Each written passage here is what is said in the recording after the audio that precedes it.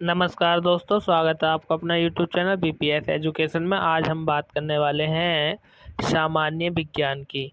और सामान्य विज्ञान की यदि मैं बात करूं तो देखिए, चाहे आपका वो एनटीपीसी हो एनटीपीसी हो या रेलवे का कोई सा भी एग्ज़ाम हो, चाहे वो एसएससी हो, यानी कुल मिलाकर के यदि हम बात करें जिस किसी में भी साइंस पूछी जाएगी तो ये वीडियो आपके लिए बहुत ही यानी वेरी वेरी मोस्ट इम्पोर्टेंट होने वाला है।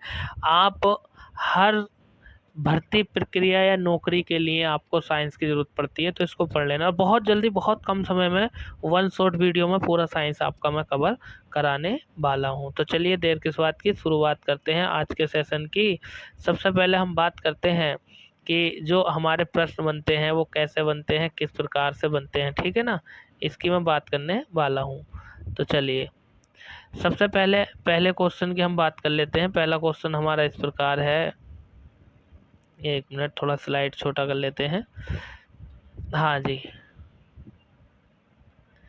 ये है हमारा मात्रक और उनकी इकाइयाँ यानी भौतिक राशियाँ। प्रकाश वर्ष के मापन की इकाई कौन सी है? तो भैया प्रकाश वर्ष एक वर्ष में निर्वात में प्रकाश द्वारा चली गई दूरी को हम क्या कहते हैं? प्रकाश वर्ष कहते हैं, ठीक है ना। क्या कहते हैं? प्रकाश वर्ष कहते हैं। एक हॉर्स पावर लगभग कितना होता है? यानी हॉर्स पावर की हम बात करें तो 746 वाट हॉर्स पावर होता है, एक हॉर्स पावर। चलिए और छोटा कर देता हूँ मैं इसको थोड़ा। चलिए अगले क्वेश्चन की तरफ चलते हैं। अगला क्वेश्चन हमारा इस प्रकार है कि प्रतिरोध प्रतिरोध का एसआई मात्रक क्या होता है? तो प्रतिरोध का एसआई मात्रक ओम होता है। विद्युत शक्ति की वाणिज्यिक इकाई क्या होती है? किलोवाट प्रति घंटा होती है। अदिश राशि यानी कार्य की हम बात कर रहे हैं तो कार्य कैसी राशि है? अदिश राशि है। और वहीं यदि हम बात करें अगले क्वेश्चन की, तो अगला क्वेश्चन हमारा इस प्रकार है कि जो प्रतिबल है आपका, ठीक है, जो प्रतिबल है, प्रतिबल एसआई इकाई है किसकी? ये पास्कल की है। और आयतन की एसआई इकाई मतलब घन मीटर में हम आयतन को नापते हैं। और समय की एसआई इकाई यानी सेकंड है। इकाई मतलब जो सबसे छोटी मूल राशि होती है। चुंबकीय प्रेरण का एसआई मात्रक क्या है? चुंबकीय प्रेरण का एसआई मात्रक टेस्ला है। वहीं अगर हम बात करें अगले क्वेश्चन की, तो अगला क्वेश्चन हमारा इस प्रकार है कि किसी किसी संगीत की ध्वनि की तीव्रता किसमें मापी जाती है? डेसिबल में मापी जाती है। आवृत्ति मापने की इकाई का नाम क्या है? हर्ट्ज, यानी हर्ट्ज में जो है आवृत्ति मापी जाती है। वहीं यदि हम बात करें अगले क्वेश्चन की, तो पराध्वनिक गति का मापांकन किया जाता है, यानी जो मैक संख्या है ना उसके द्वारा हम पराध्वनिक गति को मापते हैं। एसआई पद्धति में बल यानी फोर्स का मात्रक क्या है? तो न्यूटन है। और वायुमंडलीय दाब की इकाई क्या है? बार, यानी वायुमंडल को हम बार से मापते हैं, बार से मापा जाता है।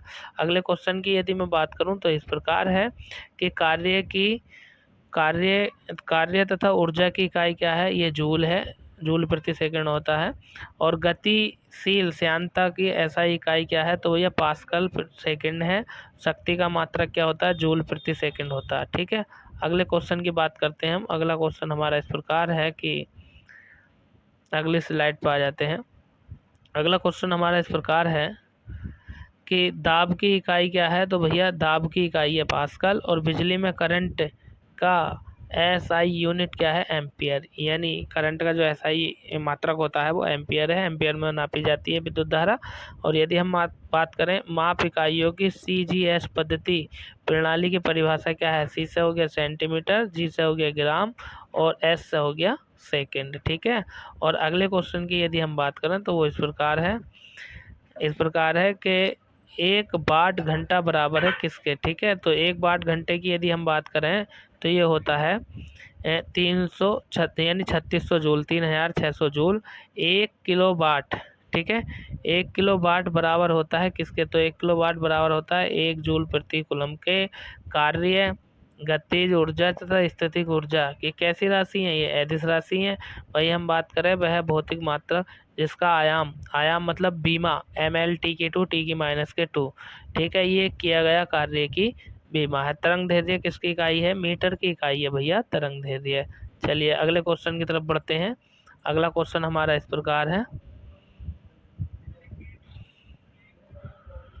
अगला क्वेश्चन हमारा इस प्रकार है, वह उपकरण जिसे परिपथ में हमेशा श्रेणी क्रम में जोड़ा जाता है और इसके माध्यम से परिपथ के विद्युत प्रवाह को मापा जाता है उसे क्या कहते हैं? एमीटर कहते हैं। शक्ति की भौतिक मात्रा की विमा क्या है? तो ml1T⁻³ भोजन ऊर्जा को मापने की यूनिट का नाम क्या है? कैलोरी। यानी ऊर्जा का जो मात्रक है जिसमें हम नापते हैं वो है कैलोरी।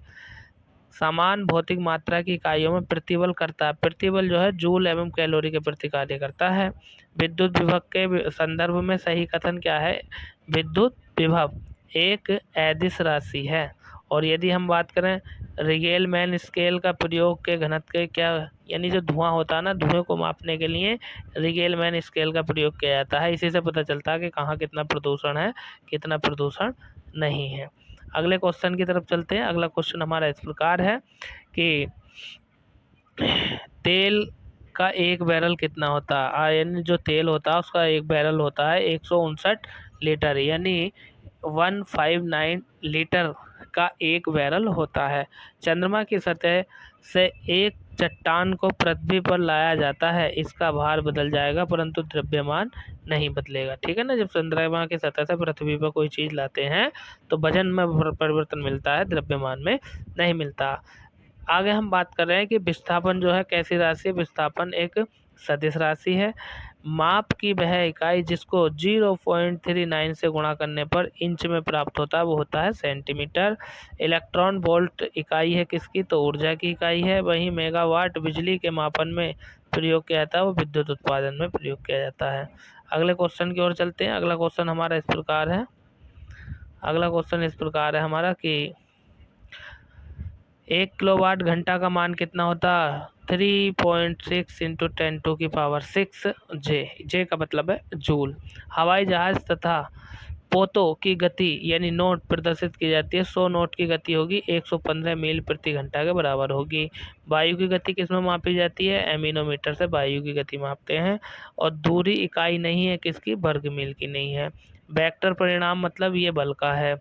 अगले क्वेश्चन तरफ बढ़ते हैं। अगला क्वेश्चन इस प्रकार है, अगर ये सेशन आपको पसंद आ रहा हो तो वही वीडियो को लाइक ज़रूर कर दो। चलो कर दो लाइक यार। अगले क्वेश्चन की बात करते हैं कि भौतिक राशि यानी ऐसा इकाई है जो वह कार्य करती है किस पर? ऊर्जा पर। वेक्टर परिणाम है किसका? बल का। CGS यानी सी से हो गया आपका किलोग्राम, जी से हो गया ग्राम और एस से हो गया सेकेंड। प्रणाली में चुंबकीय तीव्रता का मात्रक क्या है? ऑस्ट्रेड है। अगले क्वेश्चन की हम बात करते हैं। एक गैर SI इकाई जिसे निट कहा जाता है को प्रकाश में तलाशी करना है, जिसका उपयोग प्रकाश की तीव्रता बहुलता को मापने के लिए किया जाता है, वो ल्यूमेंस है यानी ज्योति मर्यादा। टेस्ला का SI मात्रक यानी टेस्ला नामक SI व्युत्पन्न इकाई में मापा जाता है चुंबकीय अभिभाव घनत्व को। अगले क्वेश्चन की तरफ बढ़ते हैं। अगला क्वेश्चन हमारा इस प्रकार है, अगला क्वेश्चन प्रकाश एवं तरंगदैर्घ्य को मापने की इकाई क्या है? एंगस्ट्रॉम। चलिए अगला क्वेश्चन हमारा इस प्रकार है कि गॉस नामक इकाई से क्या मापा जाता है? चुंबकीय प्रेरण गॉस नामक इकाई से मापा जाता है। और युग्म ऊर्जा इकाई को दर्शाता है कैलोरी और जूल की। 1820 में खोजी गई आधार इकाई प्रति सेकंड एक कूलम विद्युत आवेश दर्शाती है किसको? एम्पियर को। भौतिक मात्रा एंट्रोपी की इकाई क्या है? प्रति जूल केल्विन। और ध्वनि की तीव्रता मापने की इकाई क्या है? डेसिबल। यानी ध्वनि को जब मापते हैं हम वो डेसिबल में मापा जाता है। अगले क्वेश्चन की तरफ बढ़ते हैं। अगला क्वेश्चन हमारा इस प्रकार है कि पदार्थ की मात्रा की मूल इकाई यानी SI जो है वो क्या है? मोल द्वारा है। पारसेक के द्वारा मापी गई इकाई यानी पारसेक लंबाई। एंगस्ट्रॉम के द्वारा मापी गई लंबाई। विद्युत आवेश का SI मात्रक क्या है? कूलाम है भैया। ठीक है, अगले क्वेश्चन की तरफ बढ़ते हैं। अगला क्वेश्चन हमारा इस प्रकार है कि ये जो है आपका एंगस्ट्रॉम, तो एंगस्ट्रॉम में क्या लंबाई मापते हैं। विद्युत आवेश की कूलाम ये हो गया। 1 पास्कल किसके बराबर होता है? 1 न्यूटन प्रति वर्ग मीटर के बराबर होता है। डायोप्टर किसकी इकाई है? यानी लेंस की क्षमता किस में मापते हैं हम? डायोप्टर में। भौतिक मात्रा विद्युत चालकता की इकाई है सीमेंस में। ठीक है, अगले क्वेश्चन की तरफ चलते हैं। अगला क्वेश्चन हमारा इस प्रकार है कि भौतिक मात्रा यानी जर्क की इकाई क्या है? तो मीटर प्रति सेकंड घन के बराबर।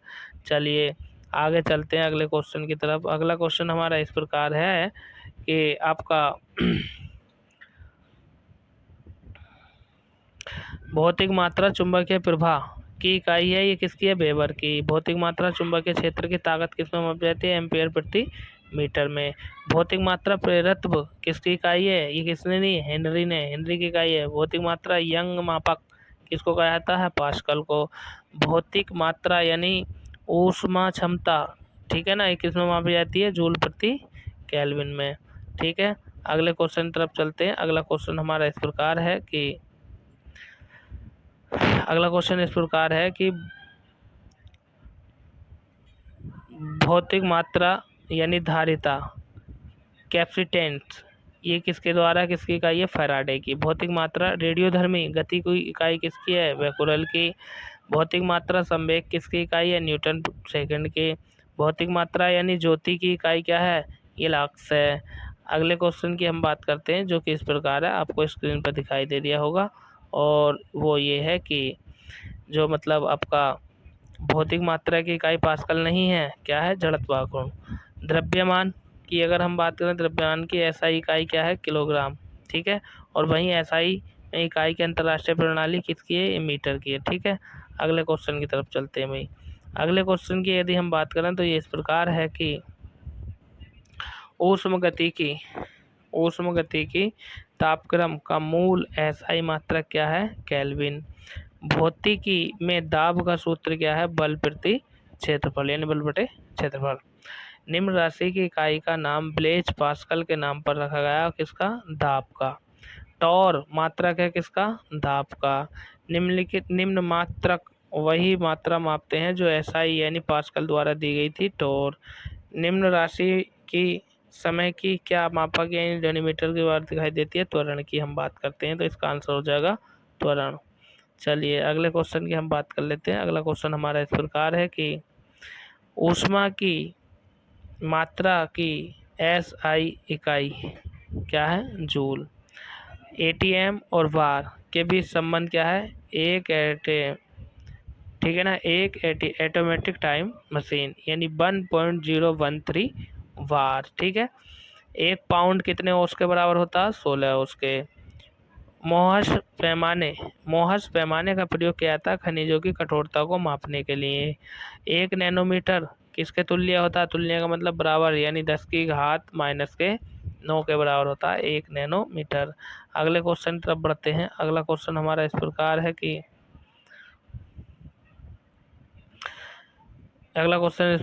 कि एक सदिश राशि है विद्युत क्षेत्र क्या है, सदिश राशि है। 2 सदिश यानी वेक्टर बराबर होते हैं, उनके परिणाम और दिशा दोनों के बराबर।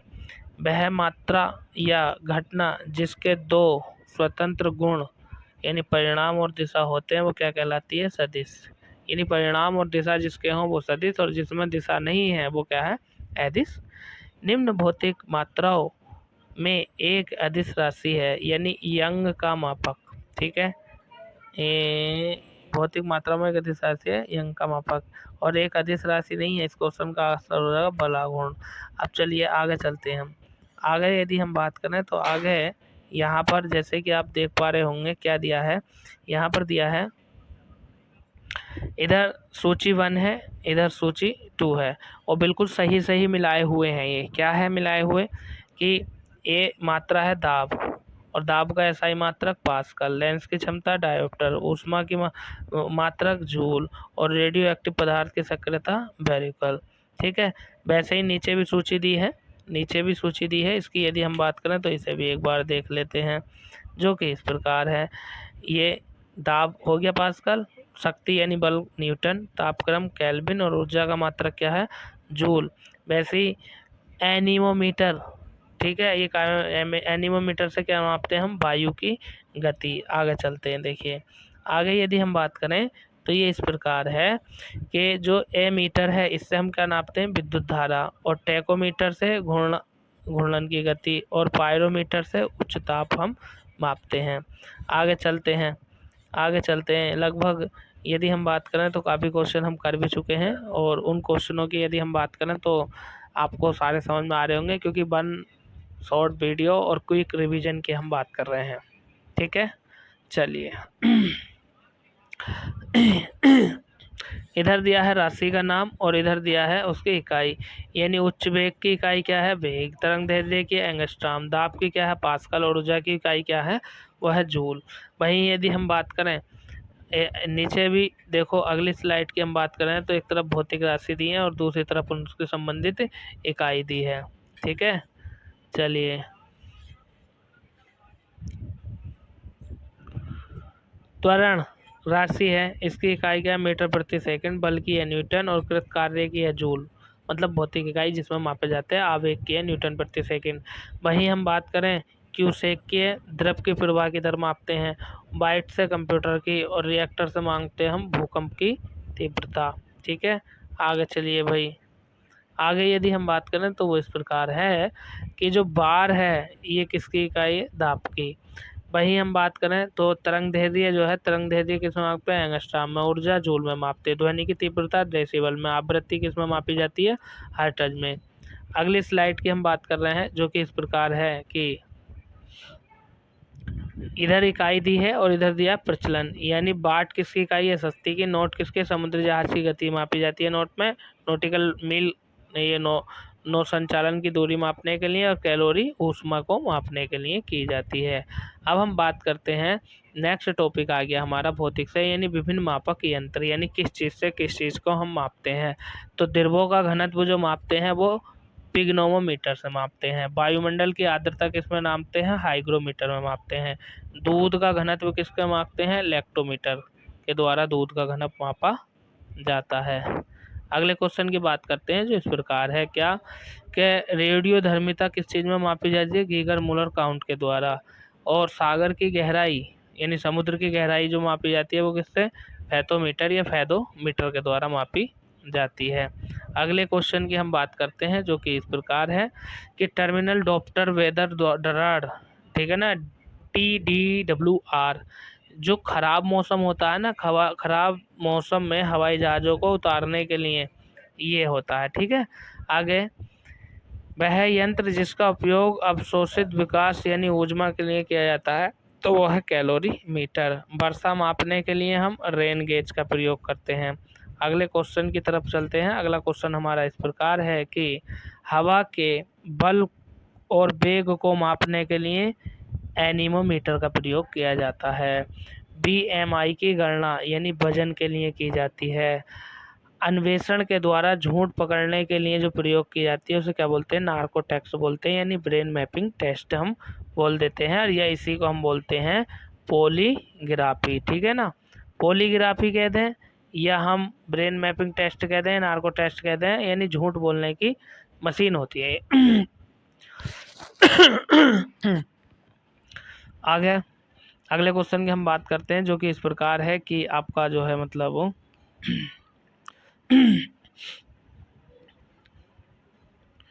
वह उपकरण जिसका उपयोग मानचित्र की दूरी के मापने के लिए किया जाता है, ओपिसोमीटर।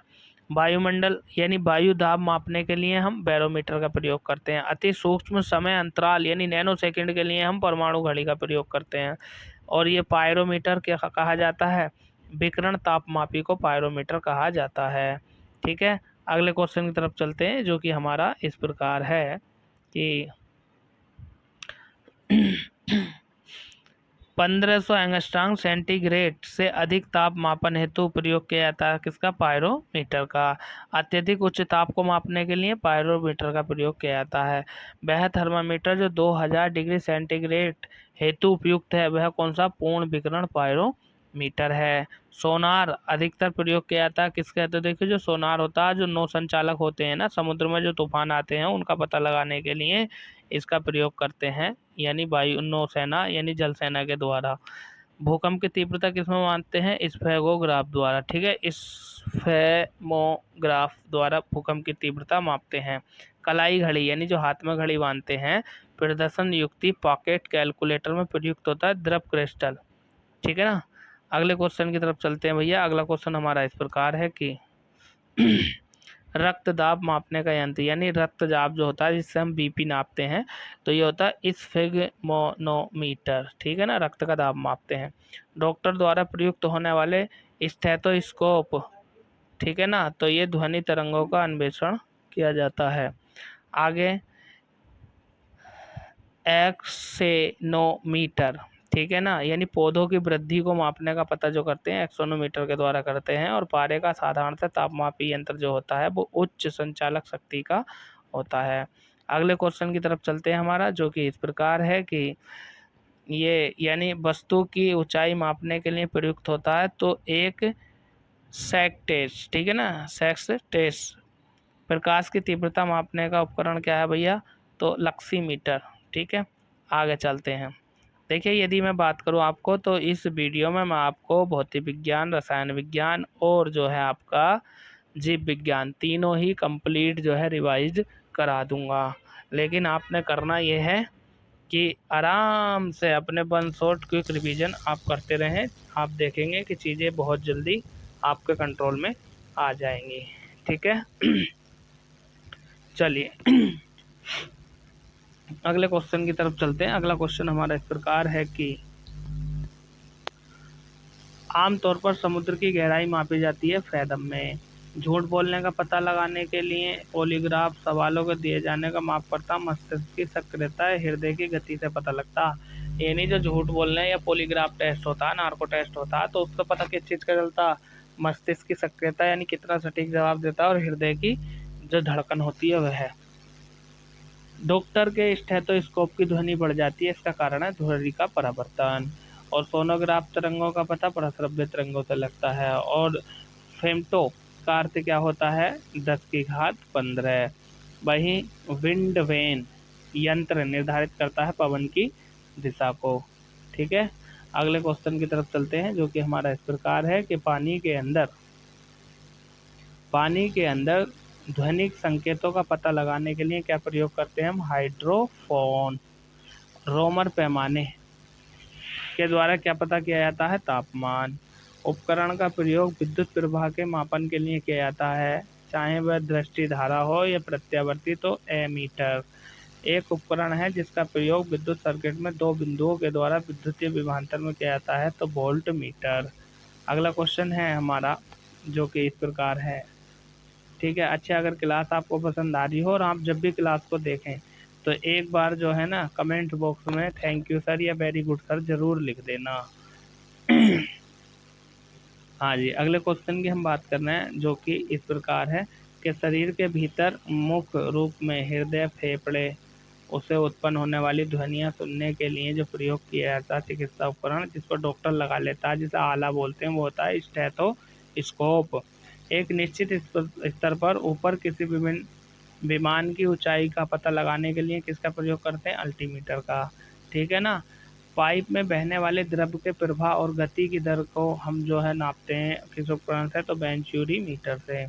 अगले क्वेश्चन की तरफ चलते हैं, जो कि हमारा इस प्रकार है कि भूकंप को पहचानने और उन्हें रिकॉर्ड करने के लिए जिस उपकरण का प्रयोग किया जाता है वो होता है सिस्मोग्राफ।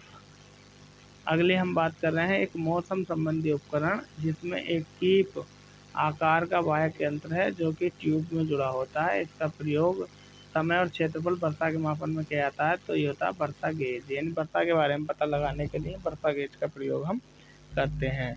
अगले क्वेश्चन की तरफ चलते हैं, जो इस प्रकार है कि निम्न उपकरण का उपयोग पनडुब्बियों के समुद्री सतह के वस्तुओं का पता लगाने के देखने के लिए किया जाता है। तो वो होता है पेरिस्कोप, यानी पारदर्शी होता है जो समुद्र के अंदर बहुत है निकलते हैं। अगला क्वेश्चन है मीटर जो वाहन की चाल मापता है क्या कहलाता है? पथमापी, यानी स्पीडोमीटर, ठीक है। अगले क्वेश्चन की तरफ चलते हैं, जो हमारा इस प्रकार है कि चलिए दोस्तों अगले क्वेश्चन की बात करते हैं। और अगला क्वेश्चन ये है सेक्स टैक्स उपकरण जो है वो किसके लिए होता है? नौ संचालन के लिए, यानी जहाज वगैरह जो पानी में चलाते हैं उसके लिए, ठीक है ना। वह उपकरण जिसका उपयोग परीक्षण करने के लिए आता है कोई वस्तु आवेश प्रतिवत ले जा रही है नहीं, तो वो होता है इलेक्ट्रोस्कोप। सापेक्ष की आर्द्रता मापते हैं किसमें? हाइग्रोमीटर में। हाइग्रोमीटर की सहायता से मापते हैं सापेक्ष की आर्द्रता, ठीक है। अगले क्वेश्चन की बात करते हैं। अगला क्वेश्चन हमारा इस प्रकार है कि मानक स्रोत के संदर्भ में अज्ञात स्रोत द्वारा उत्पादित प्रकाश की तीव्रता को मापने के लिए उपकरण का प्रयोग किया जाता है वो होता है पेडोमीटर।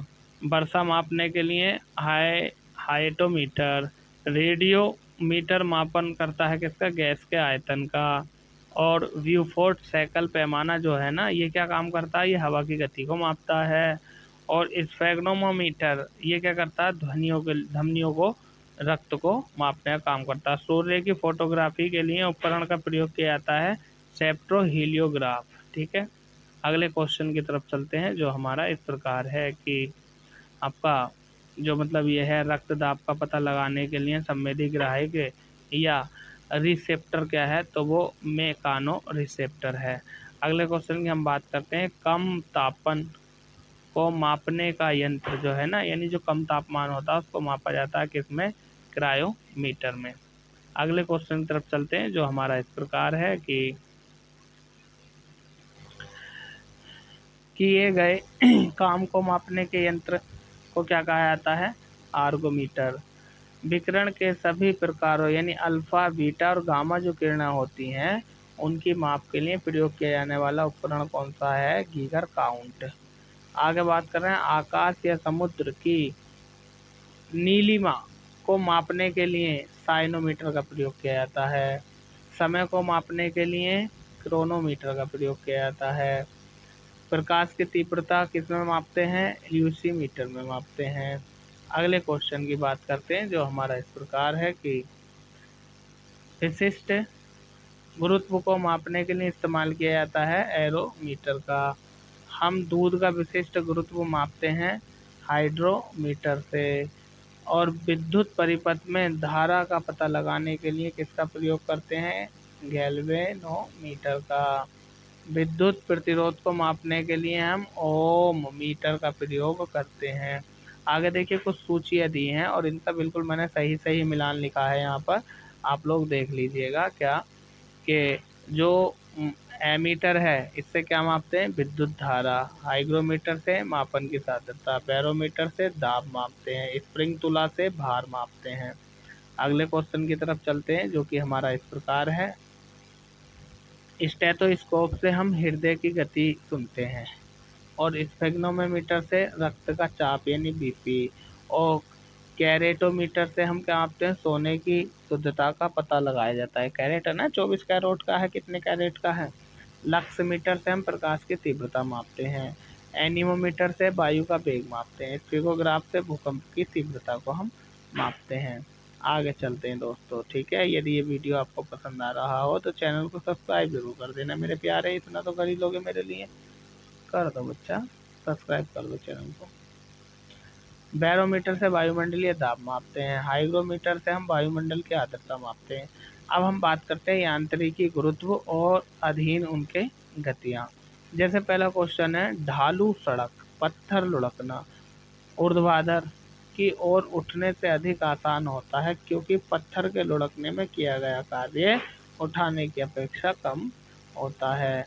अगला क्वेश्चन जो कि हमारा इस प्रकार है और वो क्या है कि नदी का बहता हुआ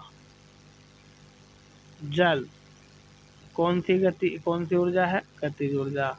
एक गतिमान बस में अचानक से ब्रेक लग जाता है, सवारी आगे की ओर झुक जाती है, तो ये क्या है, न्यूटन का प्रथम नियम। जेट इंजन रैखिक संवेग संरक्षण के आधार पर काम करता है। विसर्पी घर्षण क्या है, सीमित घर्षण से थोड़ा सा कम। एक साधारण लोलक की समय सीमा निर्भर करती है लोलक की लंबाई पर। अगला क्वेश्चन गति जो कुछ समय के बाद खुद को दोहराती है उसे क्या कहा जाता है, आवधिक गति, या इसी को बोलते हैं हम आवर्धक काल। ठीक है, आगे चलते हैं। अगला क्वेश्चन हमारा इस प्रकार है दोस्तों कि यहाँ पर जैसे कि आप देख रहे हैं गुरुत्वाकर्षण नहीं है, यानी कृत्रिम उपग्रह के पास अपना कोई गुरुत्वाकर्षण बल नहीं होता है। स्थिर गति से दौड़ रही रेलगाड़ी में बैठा यात्री लंबवत ऊपर की दिशा में गेंद फेंकता है, वह गेंद कहाँ गिरेगी, यात्री के हाथों में। ठीक है, जी का मान स्मॉल जी विषुवत रेखा पर न्यूनतम होता है। ठीक है, न्यूनतम जी का मान कहाँ होता है, विषुवत रेखा पर। प्रयुक्त किताब 2 वर्ष के लिए शेल्फ पर बन रही है, जब तक उसे हटाया नहीं गया था। यह एक उदाहरण है न्यूटन की गति के प्रथम नियम का। अगला क्वेश्चन जो कि हमारा इस प्रकार है, और वो ये है कि एक दीवार पर मरने के लिए एक गेंद फेंकता है। एक दीवार पर मारने के लिए एक व्यक्ति गेंद फेंकता है और वह वापस मेरे पास आ जाती है, तो ये न्यूटन की गति का तीसरा नियम है। वह वेग जिससे उपग्रह पृथ्वी की गुरुत्वीय शक्ति से बाहर निकल जाता है, पलायन वेग। एक सितार में ध्वनि तरंगें उत्पन्न होती हैं आगामी अनुप्रस्थ प्रकार की। प्रत्येक क्रिया के लिए किए गए एक समान और विपरीत क्रियाकलाप को हम क्या कहते हैं, न्यूटन के नियम से दिया गया है। आगे हम बात करते हैं। अगला क्वेश्चन हमारा इस प्रकार है, लिफ्ट का क्वेश्चन है भाई। लिफ्ट में किसी पिंड का आभासी भार उसके वास्तविक भार से अधिक होता है, ठीक है, यदि लिफ्ट ऊपर की ओर बढ़ती त्वरित होती है। तो एक भारहीन रबर के गुब्बारे में 200 ग्राम जल भर जाता है। जल में इसका भार क्या होगा, 0। यानी जल में कितना भी जल भर दो तुम, जैसे गुब्बारे में जल भर दिया पानी के अंदर, उसका भार 0 होगा। जब किसी पिंड को चंद्रमा से पृथ्वी पर फेंका जाता है तो पृथ्वी पर उसका भार बढ़ जाता है तथा मात्रा अपरिवर्तित रहती है। जब किसी वस्तु को पृथ्वी से चंद्रमा पर ले आया जाता है तो उसका भार घट जाता है। अगले क्वेश्चन की बात कर रहे हैं जो कि इस प्रकार है। क्या है भैया, सुन लीजिए। वस्तु की मात्रा बदलने पर अपवर्तित रहेगा, घनत्व में कोई परिवर्तन नहीं होता है। यदि 100 ग्राम चीनी को आधा लीटर पानी में मिलाकर एक असंतृप्त चीनी का घोल तैयार किया जाए तो वह भौतिक राशि जो नहीं बदलेगी, आयतन। लोलक घड़ियां गर्मियों में सुस्त चलती हैं, क्योंकि लोलक की लंबाई बढ़ जाती है जिससे इकाई दोलन में लगा हुआ समय बढ़ जाता है। जब कुएं से पानी की बाल्टी को ऊपर खींचते हैं तो महसूस होता है क्या, कि पानी की सतह से ऊपर भारी हो गई है। पानी की सतह ऊपर भारी हो गई है, यानी ऊपर से पानी की बाल्टी भारी हो जाती है। यानी पीसा की झुकी मीनार गिर नहीं जाती क्योंकि गुरुत्वाकर्षण केंद्र से जाने वाली ऊर्ध्वाधर लाइन तल के अंदर गहरी रहती है। अगला क्वेश्चन है, समान गति से जा रहे हवाई जहाज से यदि कोई बम नीचे गिराया जाता है तो बम के नीचे पहुंचने तक हवाई जहाज की स्थिति क्या होगी, बम के ठीक ऊपर होगी। प्रेशर कुकर के अंदर उच्चतम ताप निर्भर करता है ऊपर छेद या क्षेत्रफल पर उस पर रखे गए वजन के बराबर। हवाई जहाज से यात्रा करते समय पेन स्याही से निकलने लगती है, इसका कारण है वायुमंडल ताप में कमी। यानी हवाई जहाज में आप बैठे हैं, आपकी पेंसिल से स्याही निकल रही है तो समझ लो वायुमंडलीय दाब में कमी आ गई। अगले क्वेश्चन की बात करते हैं जो इस प्रकार है। रॉकेट कार्य करता है संवेग संरक्षण के नियम पर। वेरी मोस्ट इम्पोर्टेंट, बहुत बार पूछा गया है। जेट इंजन का कार्य क्या है, रैखिक संवेग संरक्षण का सिद्धांत। यदि पृथ्वी का गुरुत्वाकर्षण बल अचानक लुप्त हो जाता है तो परिणाम क्या होता है भैया, तो वस्तु का भार 0 हो जाएगा परंतु द्रव्यमान वही रहेगा।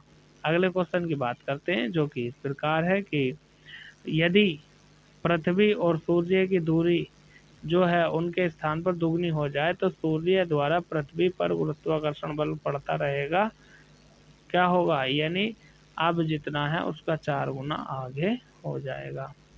ठीक है, चलिए अगले क्वेश्चन की बात करते हैं जो कि इस प्रकार है। भाई साहब अभी मेरे ख्याल से आधा घंटा हुआ है और कम से कम 200 क्वेश्चन मैंने आपको यहाँ पर करा दिए हैं। 200 क्वेश्चन आधे घंटे में। आगे चलिए, और यदि हम बात करें यहाँ पर तो मैं एक बात अभी बताऊंगा, पहले इस क्वेश्चन को देख लें। किसी वस्तु का भार यानी ध्रुवों पर अधिकतम होता है। लोहे की एक गेंद जिसका पृथ्वी पर वजन 10 ग्राम है, अंतरिक्ष में कितना होगा, 0 है। मानव शरीर का अधिकतम भार कहाँ होता है, ध्रुवों पर। वायुमंडलीय दाब का अचानक गिरना किस चीज को इंगित करता है, तूफान को।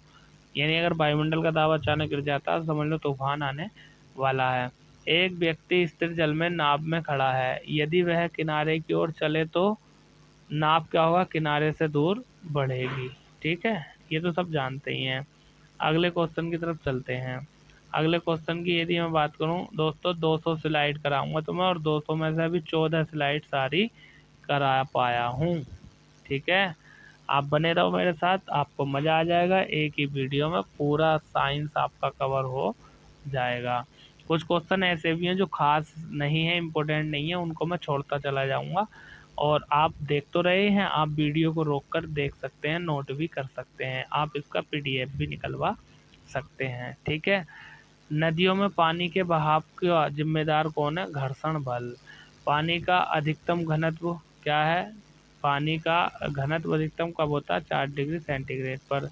जल का अधिकतम घनत्व 277 केल्विन पर होता है। अगले क्वेश्चन की बात करते हैं। अगला क्वेश्चन हमारा इस प्रकार है कि देखिए, क्वेश्चन तो आपको यहाँ सब दिखाई दे रहे हैं, ठीक है, लेकिन जो कोई खास नहीं है, जो पूछा नहीं गया, उस पर मैं चर्चा नहीं करूंगा। लेकिन ये मोरोवर आए हुए क्वेश्चन है, पूछे गए क्वेश्चन हैं। अगला क्वेश्चन है, अंतरिक्ष यात्री निर्वात में सीधे खड़े नहीं रह सकते क्योंकि वहां पर गुरुत्व नहीं होता है। जब एक जलायान वस्तु का वेग दुगना हो जाता है तो उसकी गतिज ऊर्जा 4 गुनी हो जाती है।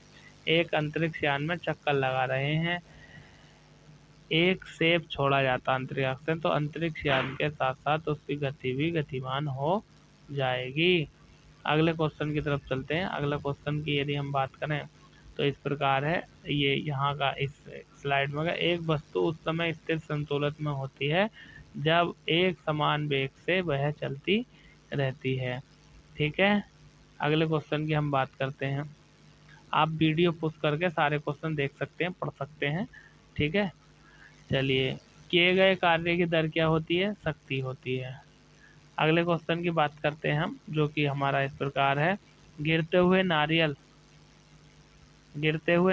तेज रफ्तार कारों, लुढ़कते हुए पत्थर, उड़ते हुए विमान, ऊर्जा संबंधित है गतिज ऊर्जा से। यानी जिसमें गति हो रही है समझ लो वो गतिज ऊर्जा है। यांत्रिक ऊर्जा, स्थितिज ऊर्जा और गतिज ऊर्जा, ऊर्जा का योग है। आगे बात कर रहे हैं हम कि गुरुत्वीय स्थितिज ऊर्जा का उदाहरण क्या है? बांध के पीछे रहता हुआ या स्थित पानी। ठीक है। अगले क्वेश्चन की तरफ बढ़ते हैं भाई। अगला क्वेश्चन हमारा इस प्रकार है,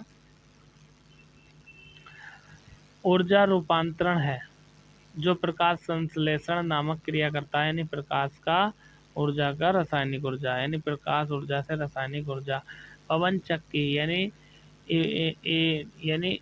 इरवाइन ऊर्जा को यांत्रिक शक्ति में परिवर्तित करती है, गतिज ऊर्जा। गतिज ऊर्जा निर्भर करती है गतिशील पिंड के वेग तथा द्रव्यमान पर।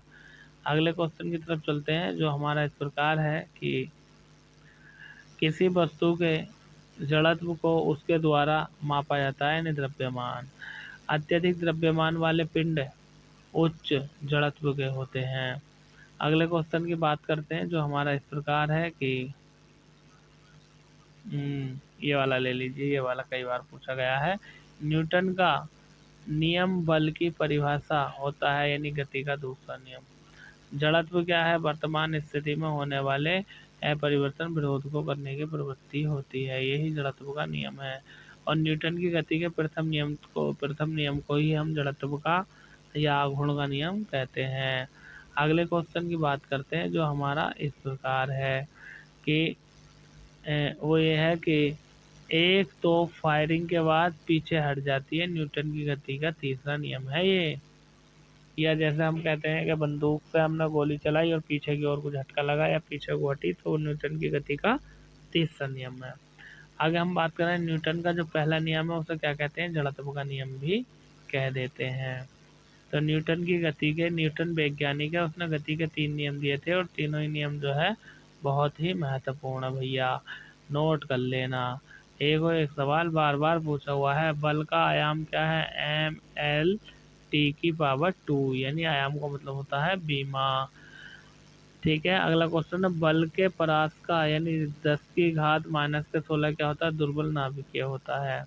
अगले क्वेश्चन की तरफ चलते हैं, जो हमारा इस प्रकार है कि जो आपका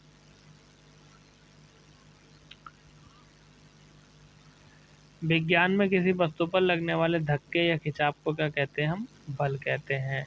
दूरी का मात्रा क्या है? गति गुणा समय। वहीं यदि हम बात करें किसी वस्तु द्वारा एकांक समय में दी गई दूरी को क्या कहते हैं? हम चाल कहते हैं। अगले क्वेश्चन की तरफ चलते हैं जो हमारा इस प्रकार है। प्रक्षेप्य के पथ को प्रक्षेप्य पथ कहते हैं। अगला क्वेश्चन है, यदि एक गेंद ऊपर फेंकी जाती है तो निम्न परिवर्तन होता है किस चीज पर, यानी त्वरण पर परिवर्तन पड़ता है। ठीक है, देखो यहाँ अच्छे क्वेश्चन है लेकिन इतने पूछे नहीं जाते हैं। आप एक बार इसका स्क्रीनशॉट लेकर रख सकते हैं, या आप वीडियो को पॉज करके इन सभी क्वेश्चनों को पढ़ लें, या आप नोट कर रहे हैं तो नोट भी कर सकते हैं। चलिए आगे चलते हैं। आगे यदि हम बात करें तो अगर आपको ये कंटेंट पसंद आ रहा है, वीडियो आपको पसंद आ रही है, तो चैनल को सब्सक्राइब कर दीजिए और वीडियो को लाइक भी कर दीजिए भैया। ठीक है, चलिए अगले क्वेश्चन की हम बात करते हैं जो हमारा इस प्रकार है। हम बिना फिसले पृथ्वी पर चलने में सक्षम है, इसका कारण क्या है? घर्षण बल है। ठीक है, और यदि हम बात करें घूर्णन गति के प्रकार की, तो घूर्णन गति के प्रकार यानी स्प्रिंग और कक्षीय गति होते हैं। वीडियो को पुश करते रहना, यानी वीडियो रोको, क्वेश्चन पढ़ो और फिर उसके बाद चला लो, है कि नहीं है। आगे, एक घूर्णन वस्तु कोणीय वेग हर बिंदु पर समान होता है। अगले क्वेश्चन की हम बात करें, देख लीजिए ये क्वेश्चन भी ठीक है आपका, जड़त्वा गुण वाला। चलिए आगे चलते हैं अगला क्वेश्चन हमारा इस प्रकार है। अब केंद्रीय त्वरण और स्पर्श रेखा त्वरण के बीच कोण कितने डिग्री का होता है? 90 डिग्री का। भाई साहब सारे के सारे मोस्ट इम्पोर्टेंट क्वेश्चन है, सारे के सारे ऐसे हैं जो पूछे गए हैं और आने वाले, और ये एनटीपीसी रेलवे आरआरबी इसके लिए तो बहुत ही महत्वपूर्ण और कारगर है। देख लो आप लोग क्या पढ़ते हैं और क्या परीक्षा में पूछा जाता है, तभी बच्चे कहते हैं साहब पेपर दिया पर नंबर हमारा नहीं आया। ठीक है ना, नंबर हमारा नहीं आया। क्वेश्चन है, एक्शन एट ए डिटेक्शन, ये क्या है? गुरुत्वाकर्षण बल है। आगे हम बात कर रहे हैं, सबसे पहले जी मतलब जो कैपिटल जी है, गुरुत्वाकर्षण स्थिरांक का मूल्य निर्धारित किसने किया था? लॉर्ड कैवेंडिश ने। गुरुत्वाकर्षण जी को क्या कहा जाता है? गुरुत्वीय स्थिरांक कहा जाता है। अगले क्वेश्चन की तरफ चलते हैं। बिल्कुल भाई साहब स्क्रीनशॉट ले लो, ये वीडियो को रोको और पढ़ो इन्हें सबको। ठीक है, वीडियो रोको और इन्हें सबको पढ़ना शुरू कर दो। अगले दो question very very most important. यह है स्मॉल जी का गुरुत्व शक्ति त्वरण यानी पृथ्वी पर मान कितना होता है? 9.8 मीटर प्रति सेकंड स्क्वायर। ठीक है, जी का मान आपने याद रखना है। अगले क्वेश्चन की तरफ चलते हैं जो कि हमारा इस प्रकार है कि किसी वस्तु का अधिकतम भार किसमें होता है? ध्रुवों पर। ये कई बार आ गया। किसी पिंड का वजन पृथ्वी के केंद्र में क्या होता है? शून्य होता है। अगले क्वेश्चन की तरफ, भाई एक बार चैनल को सब्सक्राइब कर दो यार, हमें भी आप लोगों का प्यार मिल जाए तो बड़ी अच्छी बात है। अगर हमारे भी जल्दी जल्दी सब्सक्राइबर बढ़ेंगे, वीडियो को आप लोग लाइक करेंगे, अपने दोस्तों में शेयर करेंगे, तो हमें भी खुशी होगी कि चलो काम करने में मज़ा आ रहा है। ठीक है ना, अब इतने बड़े बड़े यूट्यूबर हैं, सबका तो आप देख लेते हो, हमारा आज आप देख रहे हो, तो पहली लाइन में वन शॉट क्विक रिवीजन, यानी एक ही वीडियो में आपका साइंस कंप्लीट। ठीक, चलिए अगले क्वेश्चन की तरफ बढ़ते हैं। अगला क्वेश्चन हमारा ये है कि यानी शून्य द्रव्यमान किसमें होता है? न्यूट्रॉनों में। विभिन्नात्मक चार्ज किसमें होता है? क्वार्ट्ज में। विभिन्नात्मक स्पिन किसमें होता है? पॉजिट्रॉन में। और इंटीग्रल स्पिन किसमें होता है? ओशान में। अगले क्वेश्चन की तरफ चलें जो हमारे इस प्रकार है। अब हम बात करते हैं स्थूल पदार्थों के गुण की, यानी किस पदार्थ का कौन सा और कैसा गुण है। यानी वह धातु जो सबसे अधिक तन्य है, तो वो कौन सी धातु हो गई? सोना। जल स्थानांतरण के सिद्धांत की खोज किसने की थी? आर्किमिडीज ने। इन्होंने अपना एक सिद्धांत दिया था जिसको बोलते हैं आर्किमिडीज का सिद्धांत। क्या दिया था? लोहे की एक छोटी गोली पानी में डूब जाती है जबकि बड़ा जहाज पानी पर तैर जाता है। ये सिद्धांत किसने दिया था? आर्किमिडीज ने। कणों की तरंग प्रकृति स्थापित की जाती है, डी ब्रोगली ने की थी। ध्वनि की तीव्रता की इकाई क्या है? डेसिबल। ये हमने बात कर ली है, ठीक है ना। जिस क्वेश्चन पे हमने चर्चा, देख तो रहो, आप मेरी बातों को सुनते रहो, वीडियो को रोको, वीडियो को पुश करो, और पुश करने के बाद आप जो है भैया इन सारी चीज़ों को पढ़ो, इधर क्वेश्चन इधर आंसर, ठीक है, सब कुछ करा दिया है ये, ठीक है। आगे चलते हैं हम।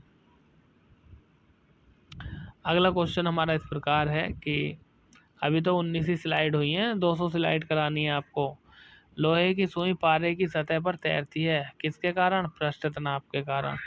यानी एक सुई पानी में डूब जाती है, जबकि लोहे से बना जहाज पानी में नहीं डूबता। इसका कारण क्या है? इसका कारण है भैया अपेक्षित घनत्व का अधिक होना। बाकी आप पढ़ सकते हैं। जब कोई जहाज नदी से सागर में घुसता है तो वह कुछ ऊपर उठता है। कमरे के ताप का असली कौन होता है? अर्धचालक होता है। वस्तु का द्रव्यमान सब जगह एक समान रहता है, द्रव्यमान में कोई परिवर्तन नहीं होता है, जबकि भार में परिवर्तन हमें देखने के लिए मिल जाता है। अगले क्वेश्चन की हम बात करते हैं। कमानी तुला किस सिद्धांत पर काम करती है? हुक का नियम।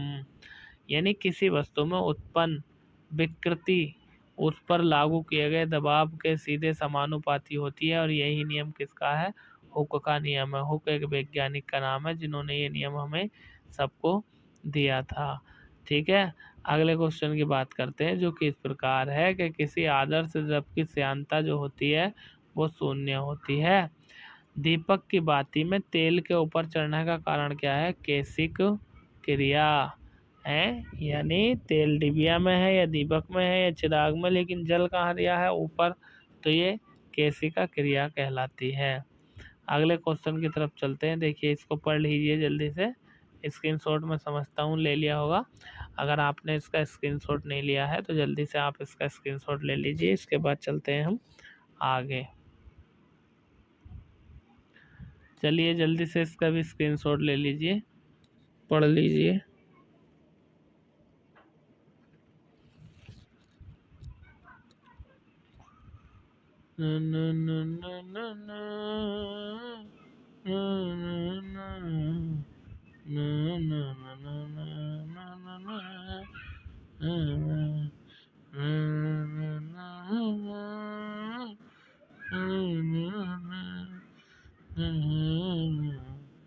अगले क्वेश्चन की हम बात करते हैं। घनत्व सर्वाधिक होता है, तो सर्वाधिक घनत्व होता है भैया पानी में, और जब जल जम जाता है तो उसका घनत्व घट जाता है, और पिघलता है तो घनत्व बढ़ जाता है। अगले क्वेश्चन की बात करते हैं, जो कि हमारा इस प्रकार है कि गैस का आणविक द्रव्यमान कितना होता है? तो भैया किसी गैस के आणविक द्रव्यमान की यदि मैं बात करूं तो उसके बाष्पदान से दुगना होता है। अब हम बात करते हैं ध्वनि की और तरंग गति की। यानी हमारे ध्वनि और तरंग गति से क्या क्या क्वेश्चन अब वहाँ पर बनने वाले हैं, इस बारे में हम चर्चा करने वाले हैं, ठीक है। देखिए, पराश्रव्य तरंगे यानी अल्ट्रासाउंड वेव्स का प्रयोग किया जाता है। देखो, चमगादड़ अपने शिकार का पता लगाता है, किसके कारण? अल्ट्रासाउंड यानी पराश्रव्य किरणों के द्वारा। जलपोत द्वारा समुद्र की गहराई का पता लगता है। मानव शरीर के आंतरिक अंगों के दोषों का निकट होना पता लगता है पराश्रव्य यानी अल्ट्रासाउंड वेव्स के द्वारा। अगले क्वेश्चन की हम बात करते हैं, जो कि हमारा इस प्रकार है। ध्वनि निर्वात मापन में यात्रा नहीं कर सकती। अगले क्वेश्चन की हम बात कर रहे हैं। एक ध्वनिक पदार्थ कौन सा होता है? लोहा होता है। सबसे अधिक तरंग दैर्ध्य किसमें होता है? नारंगी रंग में होता है। और रेडियो तरंग का वेग कितना होता है? 3 × 10⁻³ मीटर प्रति सेकंड होता है। अगले क्वेश्चन की तरफ हम चल रहे हैं, जो कि हमारा इस प्रकार है। आप लोग यहाँ पर देख भी पा रहे होंगे कि FM प्रसारण बैंड यानी VHF रेंज के बीच होता है। ध्वनि की गति सबसे तेज होती है भैया, लोहे में होती है। माप से अधिक ध्वनि को शोर का नाम दिया जाता है 80 डेसिबल। सुपरसोनिक स्पीड मापने की यूनिट क्या है? इकाई। आगे हम कह रहे हैं आवृत्ति की ध्वनि मनुष्य द्वारा श्रव्य होती है, तो वो है 100 हर्ट्ज। ध्वनि तरंग की वह विशेषता जो इसके तरत्व को तय करती है वो होती है आवृत्ति। अगले क्वेश्चन की तरफ चलते हैं जो कि हमारा इस प्रकार है।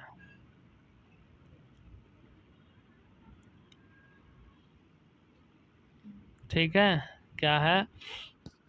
ध्वनि मापक इकाई को क्या कहते हैं? डेसिबल। ध्वनि की गति सर्वाधिक किस में होती है? बर्फ में।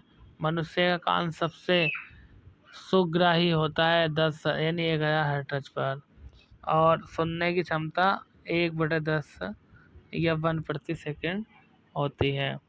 चलिए अगले क्वेश्चन तरफ चलते हैं जो कि हमारा इस प्रकार है।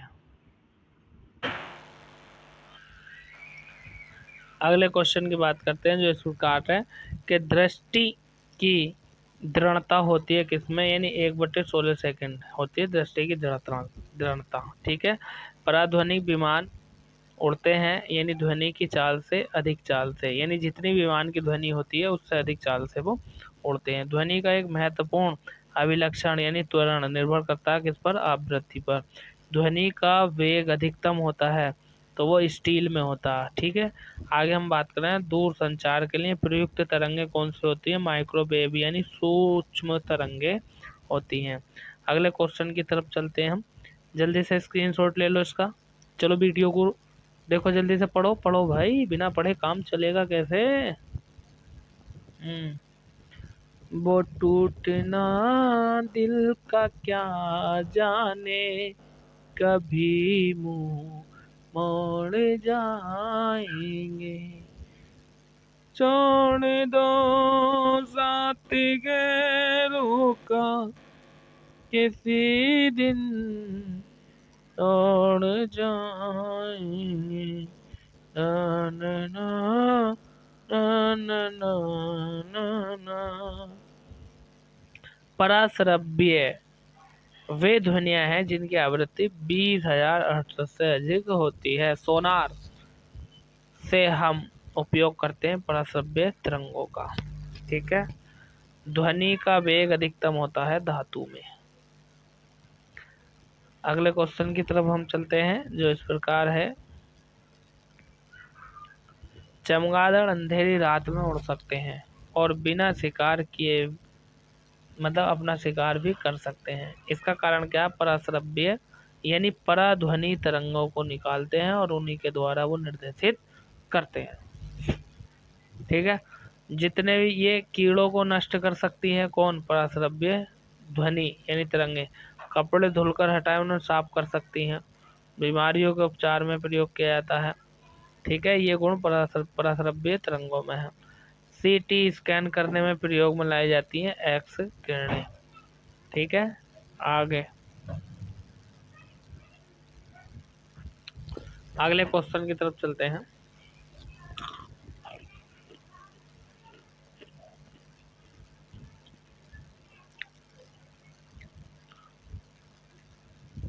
पराश्रव्य तरंगें हैं जो कीड़ों को नष्ट कर सकती हैं। वह तरंग जो कपड़ों को धुलाकर, ये सारी चीजें मैंने बता दी हैं तुम्हें। तरंगों की सर्वाधिक लंबाई यानी तरंगों की लंबाई सर्वाधिक छोटी है कौन सी तरंगों की? गामा तरंगों की।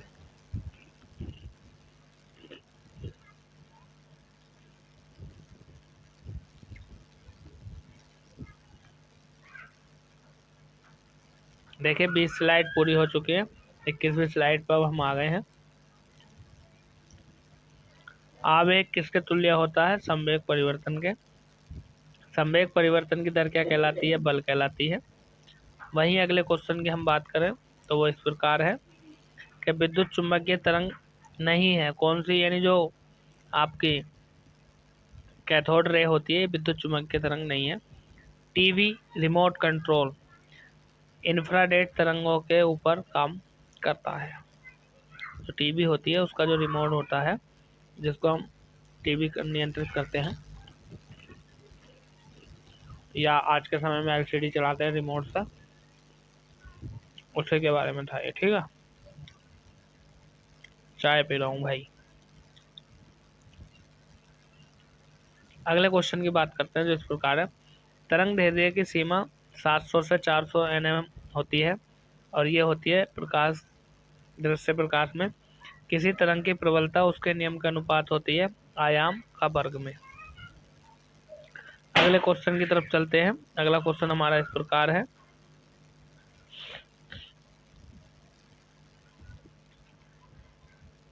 निम्न तरंगों को ध्रुवित नहीं किया जा सकता तो वह पराश्रव्य तरंगे।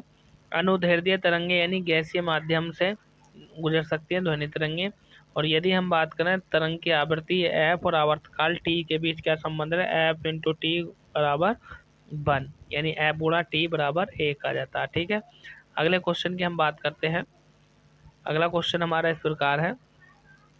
जो आपकी अवरक्त तरंगें होती हैं, ये अवरक्त तरंगें जो हैं ये ऊष्मा तरंगों के रूप में भी जानी जाती हैं। रडार प्रणाली का उपयोग किए जाने वाली तरंगें होती हैं सूक्ष्म तरंगें होती है जिनसे रडार के द्वारा हम पता लगाते हैं। आगे ध्वनि जो कि एक यांत्रिक तरंग है के माध्यम से यात्रा नहीं कर सकती, निर्वात।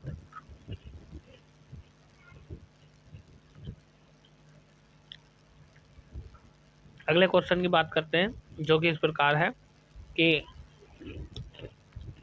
स्टेथोस्कोप किस सिद्धांत पर कार्य करता है, ध्वनि का परावर्तन पर। ध्वनि इस्पात में सबसे तेज यात्रा करती है। मतलब जो लोहा होता है ना, लोहे में सबसे ज़्यादा दूर तक लंबी दूरी तय करती है और बहुत देर तक सुनाई भी देती है।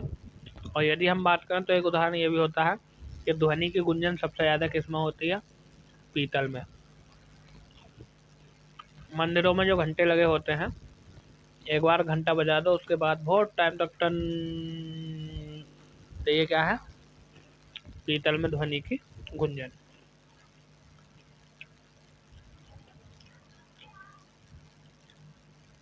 अगला क्वेश्चन है।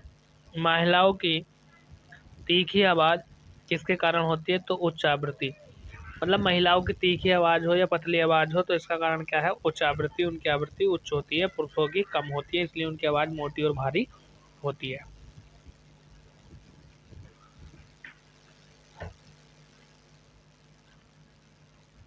अगले क्वेश्चन की हम बात करते हैं। वायु में ध्वनि का वेग कितना होता है, भैया 343 मीटर प्रति सेकंड होता है। वहीं हम बात करें हर्ट्ज ध्वनि किस विशेषता में मापती है, तो ध्वनि की आवृत्ति में मापी जाती है। किसी तार लंबे वाद्य यंत्र में पैदा हुई संगीत की ध्वनि की गुणवत्ता किस पर निर्भर करती है, ध्वनि की तरंग के रूप पर। अगले क्वेश्चन की हम बात करते हैं जो कि हमारा इस प्रकार है और ये जो है मिलान वाले क्वेश्चन है। ठीक है, जैसे मैं बात करूं यहाँ पर, एक सेकेंड कलर चेंज कर लेता हूँ मैं, कर लिया। हाँ, आवासीय क्षेत्र के शोर स्तर की वो कितनी होती है, 55 डेसिबल। शांत क्षेत्र 50 डेसिबल, औद्योगिक क्षेत्र में 70 डेसिबल और व्यापारिक क्षेत्र में 65 डेसिबल अनुमानित शोर की दर है ये। ठीक है, अगला टॉपिक है हमारा ऊष्मा एवं ऊष्मा गतिकी। क्या है ऊष्मा, ऊष्मा गतिकी क्या है, इसका सिद्धांत क्या है, इस सब पर हम बात करने वाले हैं। वह तापमान जिस पर पानी का घनत्व अधिकतम होता है 4 डिग्री सेंटीग्रेड। तरंगों का रंग किस पर निर्भर करता है, उसके तापमान पर। बच्चे पटाखे फोड़ रहे हैं, दीपावली आ गई भाई, दीपावली आ गई। बच्चे तो भगवान का रूप होते हैं, क्या मने करें इन्हें, है नी। जब जल जमता है तो इसका घनत्व कैसा होता है, घटता है। नाक को बर्फ के साथ नमक को बर्फ के साथ मिलाने पर उसका हिमांक कैसा होता है, घट जाता है। अगले क्वेश्चन की बात करते हैं जो कि हमारा इस प्रकार है। सबसे कम तापमान जिस पर कोई पदार्थ आग पकड़ता है उसे क्या कहा जाता है, प्रज्वलन तापमान। वह धातु जो ताप का अच्छा सुचालक है परंतु बिजली का बुरा है, वह है अभ्रक।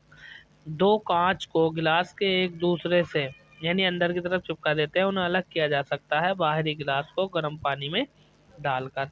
यानी दो गिलास आपने चिपका दिए तो जो बाहर का हिस्सा है तो गर्म पानी में डाल दो, छुट जाएंगे। हम्म? बर्फ की गुप्त ऊष्मा कितनी होती है, 80 कॉल प्रति ग्राम। फारेनहाइट स्केल में पानी का क्वथनांक कितना होता है, 212 फारेनहाइट। स्वस्थ मनुष्य का तापमान कितना होता है डिग्री सेंटीग्रेड में, 37 डिग्री सेंटीग्रेड। जिस तापमान पर वायु में जल वाष्प संघनित होना शुरू हो जाता है उसे क्या कहा जाता है? कोशांक। वह क्रिया जिसके द्वारा वायु में जल वाष्प जल की बूंदें अपरिवर्तित रहती हैं क्या कहलाती है? संघनन। बाष्पीकरण के फलस्वरूप क्या होता है? शीतलन।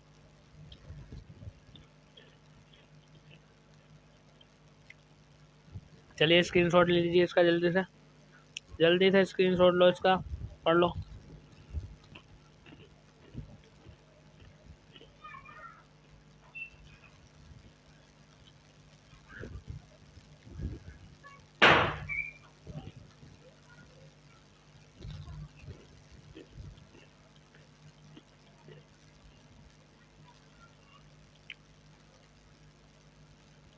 अगले क्वेश्चन की तरफ चलते हैं। अगला क्वेश्चन हमारा इस प्रकार है, जब किसी बोतल में पानी भरा जाता है और उसे जमने दिया जाता है तो बोतल टूट जाती है। क्यों? क्योंकि पानी जमने पर फैलता है। यानी आपने देखा होगा ना, फ्रिज में हम बोतल रख देते हैं पानी से भर के, वो जम जाती है, यानी पानी ठंडा होगा, ठंडा होने के बाद बर्फ बन जाएगा तो वो फैल जाता है। मनुष्य आर्द्रता व गर्मी से परेशानी अनुभव करता है। इसका कारण क्या? पसीना आर्द्रता के कारण वाष्पित नहीं होता है। ठीक है, यानी जो मनुष्य को ठंड परेशान करती है या अधिक गर्मी लगती है तो उसका कारण यह है कि जो पसीना है वो आर्द्रता के कारण वाष्पित नहीं हो पाता है।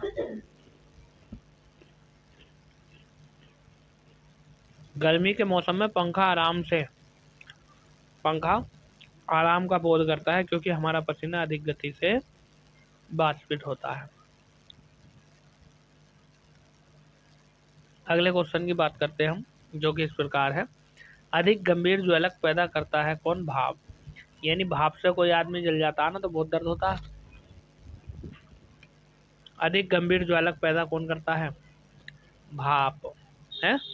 चलिए, जब बर्फ पिघलती है तब क्या होता है? उसका आयतन घटता है।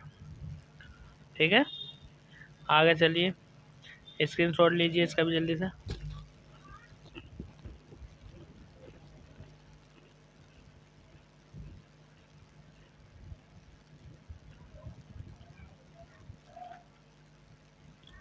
चिड़ियों के उड़ने से न्यूटन के सिद्धांत जो सिद्ध होता है वो कौन सा है? यानी गति का तीसरा नियम। यानी जब चिड़िया उड़ती हैं, उड़ना शुरू करती हैं तो पहले हल्की सी गति उनकी पीछे की ओर को जाती है और यही आपका न्यूटन की गति का तीसरा नियम। परम शून्य उस ताप को कह सकते हैं, यह कहा जाता है जिस पर किसी गैस की आणविक गति रुक जाती है। कोई गैस अपनी गति करना रोक दे तो वो परम हो गई, इसकी हाईएस्ट हो गई, लास्ट हो गई, और उसी को हम बोलते हैं परम शून्य। किसी बॉडी यानी पदार्थ की गतिक ऊर्जा उसके संवेग के अनुपात में होती है। अगले क्वेश्चन की हम बात करते हैं, बर्फ के दो ब्लॉक यानी टुकड़े जब आपस में दबाए जाते हैं तो बर्फ का एक ब्लॉक बन जाता है। बर्फ का गलनांक दबाव के कारण बढ़ता है, इसीलिए ऐसा होता है।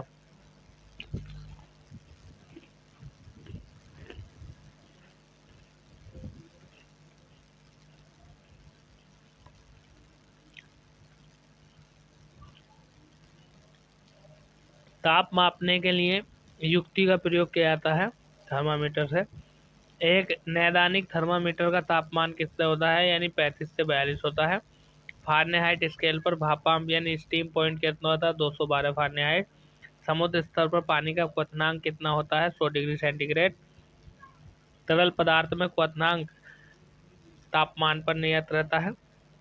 30 कैल्शियम केल्विन किसके बराबर होता है? 303 के बराबर होता है। दो निकायों के माध्यम प्रवाह की दिशा निर्भर करती है उनके तापमान पर।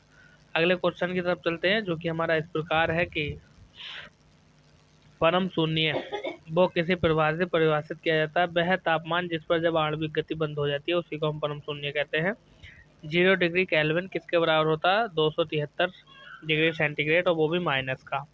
ठीक है, आगे चलते हैं। जब तरल और उसके आसपास के बीच के तापांतर को दुगना कर दिया जाता है तो ऊष्मा की हानि दर कैसी हो जाएगी? दुगनी हो जाएगी। चलिए अगले क्वेश्चन की तरफ चलते हैं। अगला क्वेश्चन हमारा इस प्रकार है कि सूर्य पृथ्वी को किस माध्यम द्वारा ऊष्मा देता है? विकिरण के द्वारा। किसी पदार्थ पर ताप परिवर्तन के दौरान संभारित ऊष्मा की ऊर्जा किस रूप में संग्रहित होती है? तो गतिज ऊर्जा के रूप में। सूर्यास्त के बाद भी पृथ्वी की सतह के निकट वायु किस कारण ऊष्मा प्राप्त करती है? स्थलीय विकिरण के द्वारा। वहीं यदि हम बात करें तो अगला क्वेश्चन हमारा यह है कि वातावरण के भीतर क्षैतिज ऊष्मा अवतरण करने को क्या कहते हैं? अभिवहन कहते हैं। अगले क्वेश्चन की यदि हम बात करें तो सबसे बढ़िया कुचालक यानी कांच, कुचालक की बात करना है जिसमें ऊष्मा का संचालक न हो सके। बुरादे से ढकी हुई बर्फ जल्दी नहीं पिघलती, इसका कारण है बुरादा ऊष्मा का कुचालक होता है। यदि हम बात करें अगले क्वेश्चन की तो अगला क्वेश्चन हमारा इस प्रकार है कि देखिए जो खास क्वेश्चन है, जो कोई खास जरूरी नहीं है वो मैं बता रहा हूँ, और ये कोई एक क्वेश्चन ऐसा जो एनटीपीसी आरआरबी और एसएससी में आया हुआ है, इसलिए स्लाइड के माध्यम से हम आपको करा रहे हैं। आप ताकि वीडियो को रोकने के बाद इसको पढ़ लें आराम से, पढ़ने के बाद नोट डाउन भी कर सकते हैं। यदि तापमान समान है तो पिंड तापीय समय में होंगे। जब बर्फ बनती है तो जल की एंट्रोपी क्या होती है भैया? वो घट जाती है। अगले यदि हम बात करें तो एक स्लाइड बनाई है और इस स्लाइड के माध्यम से हम ये जानेंगे कि जल का क्वथनांक 1.373 होता है। मानव शरीर का सामान्य ताप ये होता है 310, ये जो है 123 ये वो है, यानी जल का क्वथनांक कितना है? वो 373 केल्विन है। मानव शरीर का सामान्य तापमान 310 केल्विन है। और वहीं हम बात करें जल का अधिकतम घनत्व 277 केल्विन है और -40 फ़ारेनहाइट 233 केल्विन के बराबर होता है। अगला चैप्टर है हमारा जिसका नाम है प्रकाश चैप्टर से क्या क्या महत्वपूर्ण प्रश्न बनते हैं उन सब पर हम चर्चा करने वाले हैं। गोलाकार दर्पण की परावर्तक सतह के केंद्र को क्या कहा जाता है? ध्रुव। तारकीय दूरी की एक माप क्या है? प्रकाश वर्ष। स्पष्ट आकाश का रंग नीला होता है, उसका कारण क्या है? प्रकाश का फैलाव। जब हरे रंग की पत्ती को लाल प्रकाश से देखा जाता है तो वो काले रंग की दिखाई देती है। अगले क्वेश्चन की यदि हम बात करें तो इस प्रकार है कि निकट दृष्टि दोष वाले लोगों के लिए जो लेंस होता है वो कौन सा होता है? अवतल। अगला क्वेश्चन, दूरदृष्टि दोष एक ऐसा रोगी यदि 40 सेंटीमीटर निकट की वस्तुओं को साफ नहीं देख पाता है, आंखों को सामान्य बनाने के लिए आवश्यक लेंस कौन सा होता है? तो होता है उत्तल लेंस। अगले क्वेश्चन की हम बात कर रहे हैं जो लाल गुलाब होता है भैया, गुलाब, और वो भी लाल वाला, जब एक नीले फिल्टर से देखा जाता है तो वो कैसे दिखाई देता है? काला। यानी वस्तु लाल हो, हरी हो, सफ़ेद हो, कैसी भी हो, जब काले प्रकाश से हम उसको देखेंगे तो वो नीले प्रकाश से जब देखेंगे तो वो काली ही दिखाई देगी। बैंगनी रंग प्रकाश की तरंगदैर्ध्य इसमें सबसे कम होती है। जो बैंगनी रंग होता है प्रकाश की तरंगदैर्ध्य इसमें सबसे कम होती है और सबसे ज़्यादा ऊर्जा किसमें होती है? नीले प्रकाश में होती है। आगे चलते हैं। सूर्य छतरी के लिए उत्तम रंग होंगे, यानी जो सूर्य की जो छतरी होती है उसके लिए उत्तम रंग यानी या तो सफ़ेद हो या भीतर की ओर काला रंग हो। सबसे अधिक अपवर्तनांक किसका होता है? हीरे का, और हीरा कठोर धातु भी है। आकाश का रंग नीला दिखाई देने का कारण है प्रकाश का प्रकीर्णन, यानी प्रकाश के प्रकीर्णन के कारण ही आकाश का रंग नीला हमें दिखाई देता है। अगले क्वेश्चन की हम बात कर रहे हैं जो कि हमारा इस प्रकार है कि प्रकाश का वह रंग जो शून्य या वायु के अतिरिक्त एक माध्यम से सबसे तेज गमन करता है वो कौन सा है? लाल। मोटर गाड़ियों में साइड में वस्तुओं को देखने के लिए उत्तल दर्पण, यानी जो मोटरसाइकिल होती है, मोटर गाड़ी होती है, कार होती है, साइड में शीशा लगा लेते हैं पीछे की वस्तुओं को देखने के लिए, तो उत्तल दर्पण का प्रयोग किया जाता है। समुद्री जल के नीले रंग होने का कारण क्या है? पानी द्वारा रोशनी का छितराव। अगले क्वेश्चन की बात करते हैं जो इस प्रकार है कि प्राथमिक रंग कौन कौन से होते हैं। तो देखिए प्राथमिक रंग होते हैं 3। कौन कौन से? लाल, हरा, नीला, ये प्राथमिक रंग है और ये क्वेश्चन बहुत बार पूछा गया है। अगले क्वेश्चन की यदि हम बात करें, दांतों की वर्धित छवि को देखने के लिए दंत चिकित्सक के द्वारा कौन सा लेंस प्रयोग किया था? अवतल लेंस कहते हैं, या मान लो इसी को हम अवतल दर्पण कहते हैं। तो ये सारी चीजें किसमें हो जाती हैं? ये सारी चीजें हो जाती हैं लेंस में। अगला क्वेश्चन है, ऊर्जा से भरपूर प्रकाश के लिए एलईडी वर्तमान तकनीकी यानी एलईडी जो है इसका पूरा रूप क्या है? तो एल से लाइट, ई से इमिटिंग, डी से डायोड। ठीक है, चलिए। प्रकाश संचार का लाभ नहीं होता अधिक गति में।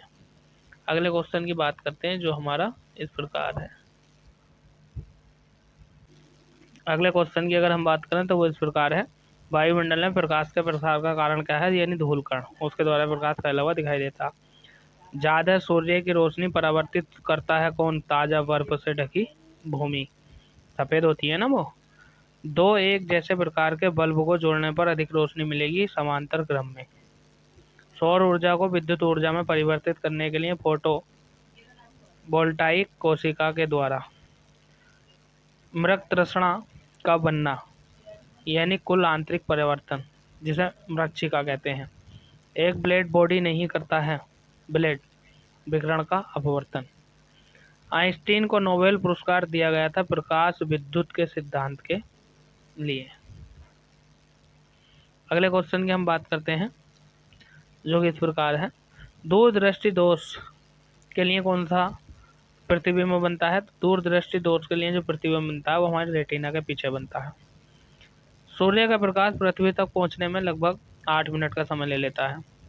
हम कमरे में सूर्य का प्रकाश पाते हैं प्रकीर्णन द्वारा। सूर्य के प्रकाश के विक्षेपण के कारण दिखाई पड़ता है इंद्रधनुष। इंद्रधनुष के मध्य में दिखाई देता है हरा रंग और इंद्रधनुष में 7 रंग होते हैं। सूर्य के प्रकाश में रंगों की संख्या कितनी होती है? वो भी 7 होती है। इंद्रधनुष में भी 7 रंग होते हैं, सूर्य के प्रकाश में भी 7 रंग दिखाई देते हैं। अगले क्वेश्चन की बात करते हैं जो इस प्रकार है, प्रकाश वोल्टीय सेल सौर सेल के बने होते हैं। मानव की सामान्य स्वस्थ आंख के लिए स्पष्ट दृष्टि की न्यूनतम दूरी कितनी है? 25 सेंटीमीटर। कार के पीछे लगने वाले यातायात को देखने के लिए उत्तल दर्पण होता है, तो मैंने बता ही दिया आपको। ठीक है, और यदि हम बात करें तो अगला प्रश्न बहुत ही महत्वपूर्ण है, ये कई बार पूछा गया। CFL का पूर्ण रूप क्या है? तो C से कम्पैक्ट, F से फ्लोरिसेंट और L से लैंप। आकाश का रंग नीला दिखाई देता है प्रकाश के प्रकीर्णन के कारण। प्रकाश में वस्तुएं दिखाई पड़ती हैं परावर्तन के कारण। जो दांत देखने के लिए दंत चिकित्सक होते हैं अवतल दर्पण का प्रयोग करते हैं। निकट दृष्टि दोष ठीक करने के लिए अवतल दर्पण का प्रयोग किया जाता है। मृच्छिका वाला क्वेश्चन भी, ये कुछ क्वेश्चन जो हैं रिपीट हो रहे हैं, लेकिन आप एक बार वीडियो रोक करके इन्हें दोबारा पढ़ लीजिएगा, आपका फायदा ही है। दृष्टि पटल यानी रेटिना पर जो चित्र बनता है वह वस्तु से छोटा होता है और उल्टा होता है, लेकिन हमें दिखाई सीधा देता है। हीरा चमकदार है क्यों? पूर्ण आंतरिक परावर्तन के कारण हीरा चमकदार दिखाई देता है। आंखों में समकेंद्र लेंस की उत्तलता में परिवर्तन के द्वारा होता है। धूप के चश्मे की पावर कितनी होती है? 0 डायोप्टर। याद रखना, 0 डायोप्टर होती है। अगले क्वेश्चन की बात करते हैं जो कि इस प्रकार है।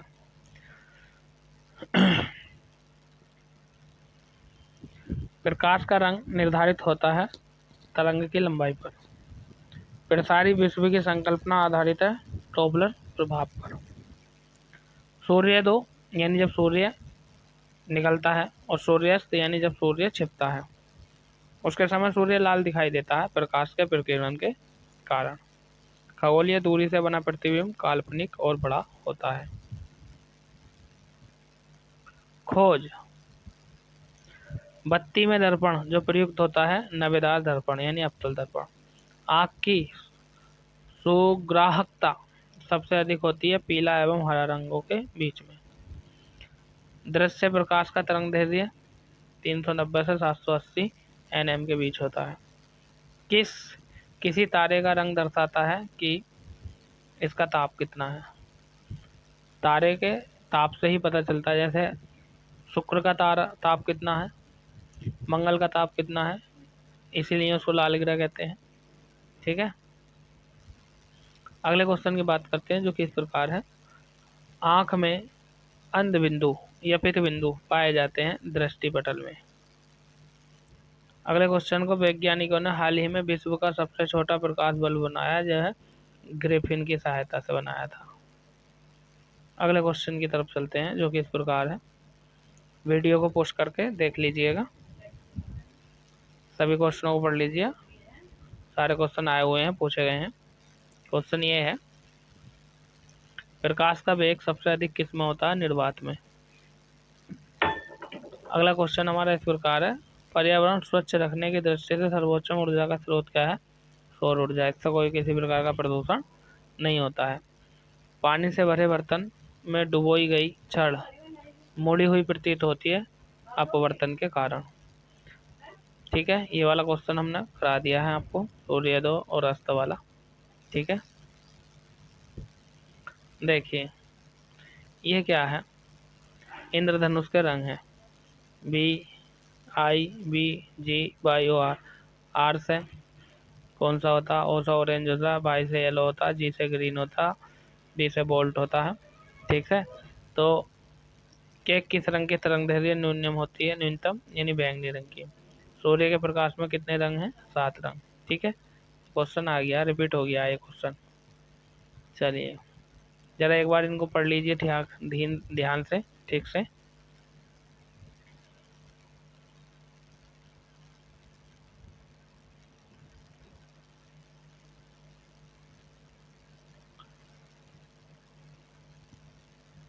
सूर्य से हमें जो ऊर्जा मिलती है उसका रंग कैसा होता है? सफेद। अगला क्वेश्चन ये कई बार पूछा गया है कि डिंडल प्रभाव क्या है? डिंडल प्रभाव की हम बात करें, सूक्ष्म निलंबित कणों वाले किसी माध्यम द्वारा प्रकाश किरण प्रकीर्णन को कहा जाता है डिंडल प्रभाव। प्रकाश के नीले दिखने का कारण क्या है? कम तरंगदैर्घ्य के कारण प्रकाश का रंग नीला दिखाई देता है। कम तरंगदैर्घ्य, प्रकाश का रंग नीला। वहीं हम बात करें श्वेत प्रकाश के अपने घटक रंगों का चित्राव को क्या कहा जाता है? वर्ण विक्षेपण। जो वाहन होते हैं, जो हेडलाइट होती है, उनमें कौन सा लगा होता है? दर्पण। ये लगा होता है आपका अवतल दर्पण। जो वाहनों की हेडलाइट होती है ना, लाइट जो रात में रोशनी देती है, हेडलाइट में कौन सा दर्पण होता है? अवतल दर्पण। अगले क्वेश्चन की अगर हम बात करें, एक दूसरे पर 120 डिग्री झुके दर्पणों को कुल कितनी तिरछी छवियां बनाई जा सकती हैं? 2। सौर कुकर होता है उपयोग करने के लिए दर्पण सबसे प्रयुक्त होता है सौर कुकर के लिए अवतल दर्पण। अगले क्वेश्चन की बात करते हैं जो कि इस प्रकार है।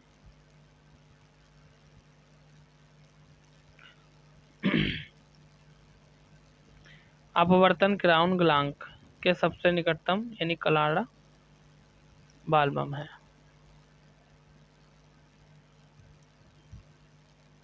अगला क्वेश्चन इस प्रकार है, वाई फोकस लेंस के ऊपरी भाग में लेंस कौन सा होता है? अवतल दर्पण का। लेंस सदैव आभासी, सीधा और छोटा प्रतिबिंब बनाता है, कौन सा? अवतल। एक लेंस की क्षमता -2.0 डायोप्टर, जहाँ डी का अभिप्राय क्या है? डायोप्टर है।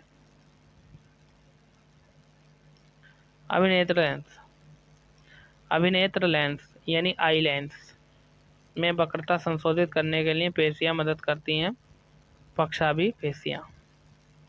जो लोग द्विफोकस लेंस लगाते हैं उन्हें जरा दृष्टि दोष होता, मतलब जिनकी निकट ज़्यादा ही कमज़ोर होती है नज़र, उनको द्वि यानी 2 फोकस वाला लेंस लगाया जाता है, जिसको द्विफोकस लेंस कहते हैं। और ये होता है बुढ़ापे में, और बुढ़ापे का मतलब ही जरा होता है। अगले क्वेश्चन की बात करते हैं जो कि इस प्रकार है, मानव में अभिनेत्र लेंस के पतले होने की फोकस दूरी बढ़ जाती है। पहला यौगिक माइक्रोस्कोप बनाया जकारियास जानसेन ने। एक पेरिस्कोप का उपयोग 2 समतल दर्पण के लिए किया जाता है। इंद्रधनुष के रंग में सबसे लंबी तरंगदैर्घ्य किसकी होती है? लाल रंग की। इंद्रधनुष में तरंग दैर्ध्य सबसे कम किसकी होती है? बैंगनी की। बैंगनी रंग होता है, ठीक है, बैंगन की बात नहीं कर रहे हैं यहाँ पर हम। अगला क्वेश्चन और अगला टॉपिक है हमारा विद्युत एवं विद्युत चुंबकीय प्रेरण।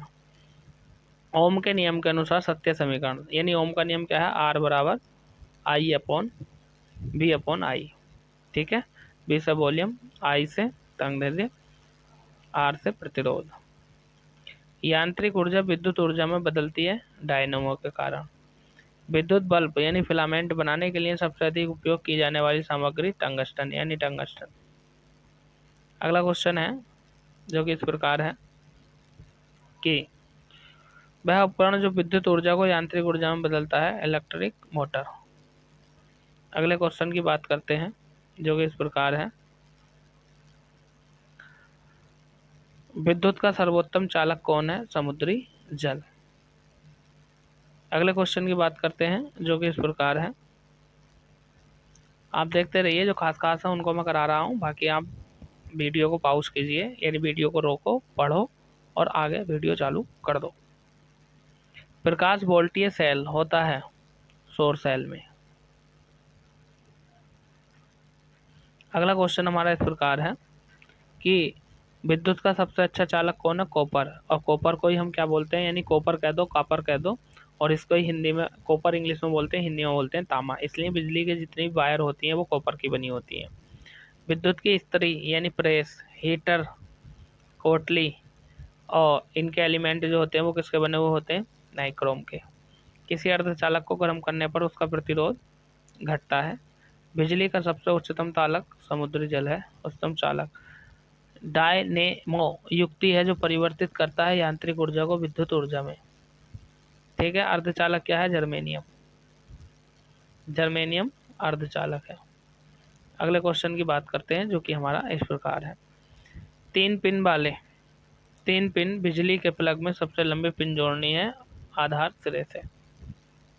ट्रांसफार्मर प्रयुक्त होते हैं एसी वोल्टेज का अपचयन के लिए।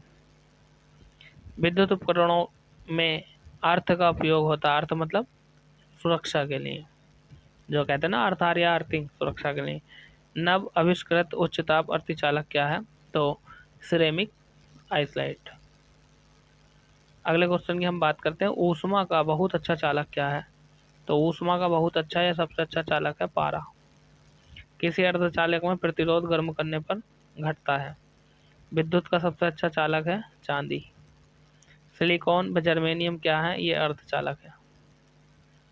घरों में जो पंखे लगते हैं, बल्ब होते हैं, ट्यूब होती हैं, ये किसके बने होते हैं? समांतर क्रम के बने होते हैं।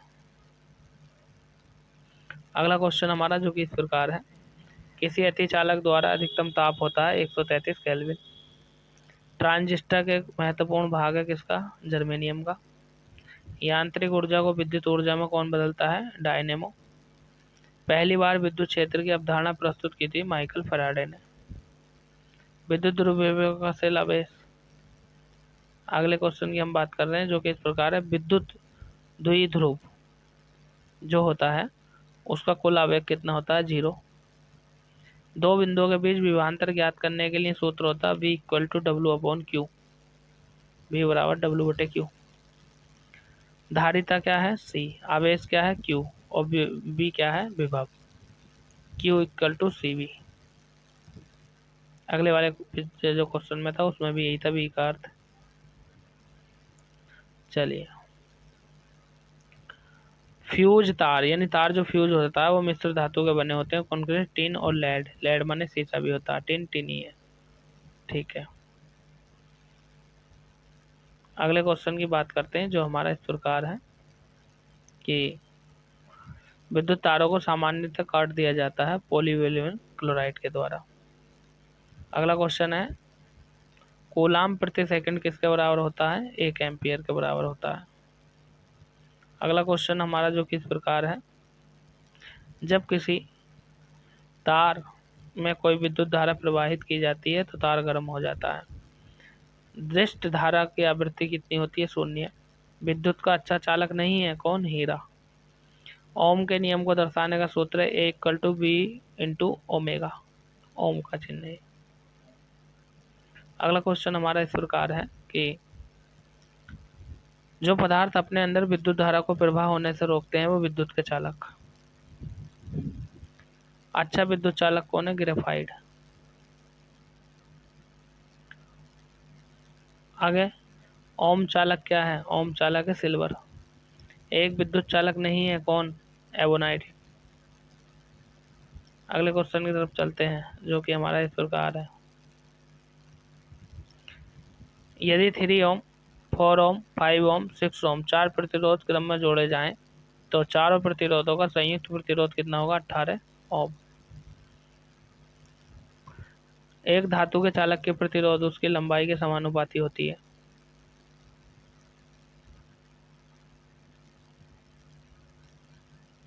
अगला क्वेश्चन है हमारा जो कि इस प्रकार है।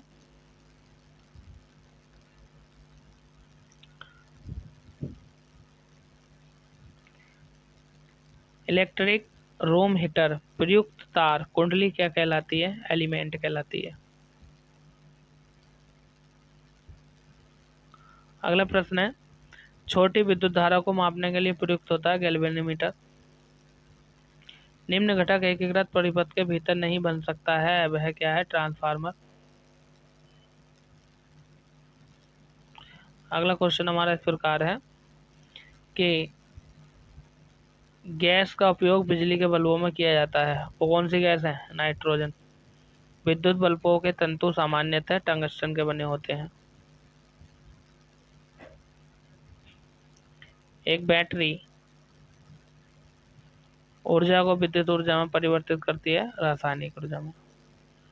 रासायनिक ऊर्जा को विद्युत ऊर्जा में बदलने का काम कौन करती है? बैटरी। अर्धचालक में उपयुक्त विशुद्धियों को मिलाने को क्या कहते हैं? स्नेहक।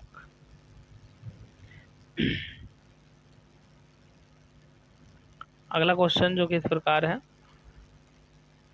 डायोड का प्रयोग किसके लिए किया जाता है? परिशोधन के लिए। सिलिकॉन एक प्रकार का पदार्थ है अर्धचालक। अगला टॉपिक, अगला क्वेश्चन, अगला चैप्टर जो कि नाम है चुंबकत्व। विद्युत चुंबक तैयार होता है नर्म लोहे से, चुंबक द्वारा आकर्षित नहीं होता एल्युमिनियम, यानी चुंबक एल्युमिनियम को नहीं पकड़ती है और नर्म लोहे से चुंबक बनता है, जब भी तो लोहे को पकड़ लेती है। स्थायी चुंबक किस चीज के बने होते हैं? फेरो चुंबकीय पदार्थ से।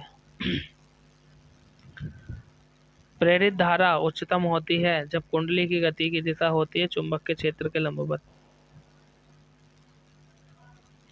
अगला क्वेश्चन है, एक क्षण चुंबक के अंदर चुंबकीय बल रेखाओं की दिशाओं के संबंध में चुंबक एस ध्रुव एन ध्रुव तक होती है।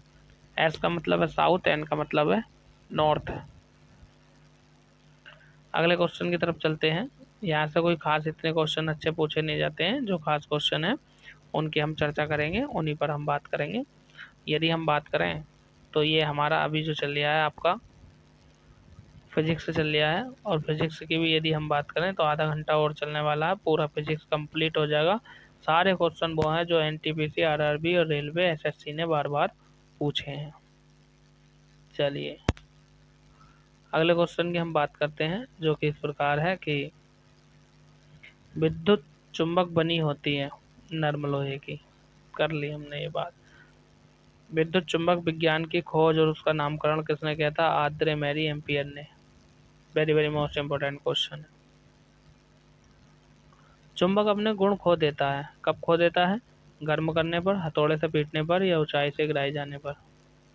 अगला चैप्टर है हमारा नाभिकीय भौतिकी, आधुनिक भौतिकी।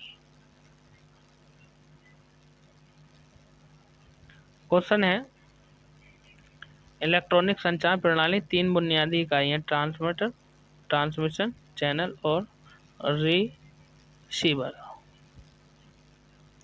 क्रिप्टन प्रभाव क्या है? क्रिप्टन प्रभाव जो होता है वो एक्स किरणों में होता है। भारत में प्रथम न्यूक्लियर रिएक्टर की खोज जो की गई थी उसका नाम क्या था? अप्सरा। एक नाभिकीय गुण है, क्या है? रेडियोधर्मिता। नाभिकीय रिएक्टर मंदक के रूप में कार्य करता है, ग्रेफाइट। न्यूक्लियर रिएक्टर में मंदक और प्रकाशीय दोनों को प्रयुक्त होने वाला पदार्थ क्या है? भारी पानी। सूर्य से जो ऊर्जा उत्पन्न होती है वो क्या है, नाभिकीय संलयन। और सूर्य से जो ऊर्जा प्राप्त होती है नाभिकीय संलयन, और उसका टूटने बिखरने को कहते हैं नाभिकीय विखंडन। देख लीजिए, एक बार वीडियो को पुश कीजिए और देख लीजिए, अच्छे क्वेश्चन है ये। ठीक है, स्क्रीनशॉट ले लो इसका, चलो जल्दी लो, आगे चलते हैं। आगे हम बात करते हैं, भारत का 20वां परमाणु बिजली घर कहाँ पर बन गया, केगा में, और केगा कहाँ पड़ता है, कर्नाटक में। जुलाई 2016 तक परमाणु आपूर्ति समूह की संख्या कितनी थी, 48। अगले प्रश्न की यदि हम बात करते हैं, एलईडी में डी का क्या मतलब है, डायोड। प्रत्येक गर्म वस्तु अवरक्त किरणें का उत्सर्जन करती हैं। क्वांटम सिद्धांत की नींव की स्थापना किसने की थी, तो ये की थी मैक्स प्लैंक ने। 1974 में पोखरण का पहला परमाणु परीक्षण कोड स्माइलिंग बुद्धा नाम था उसका।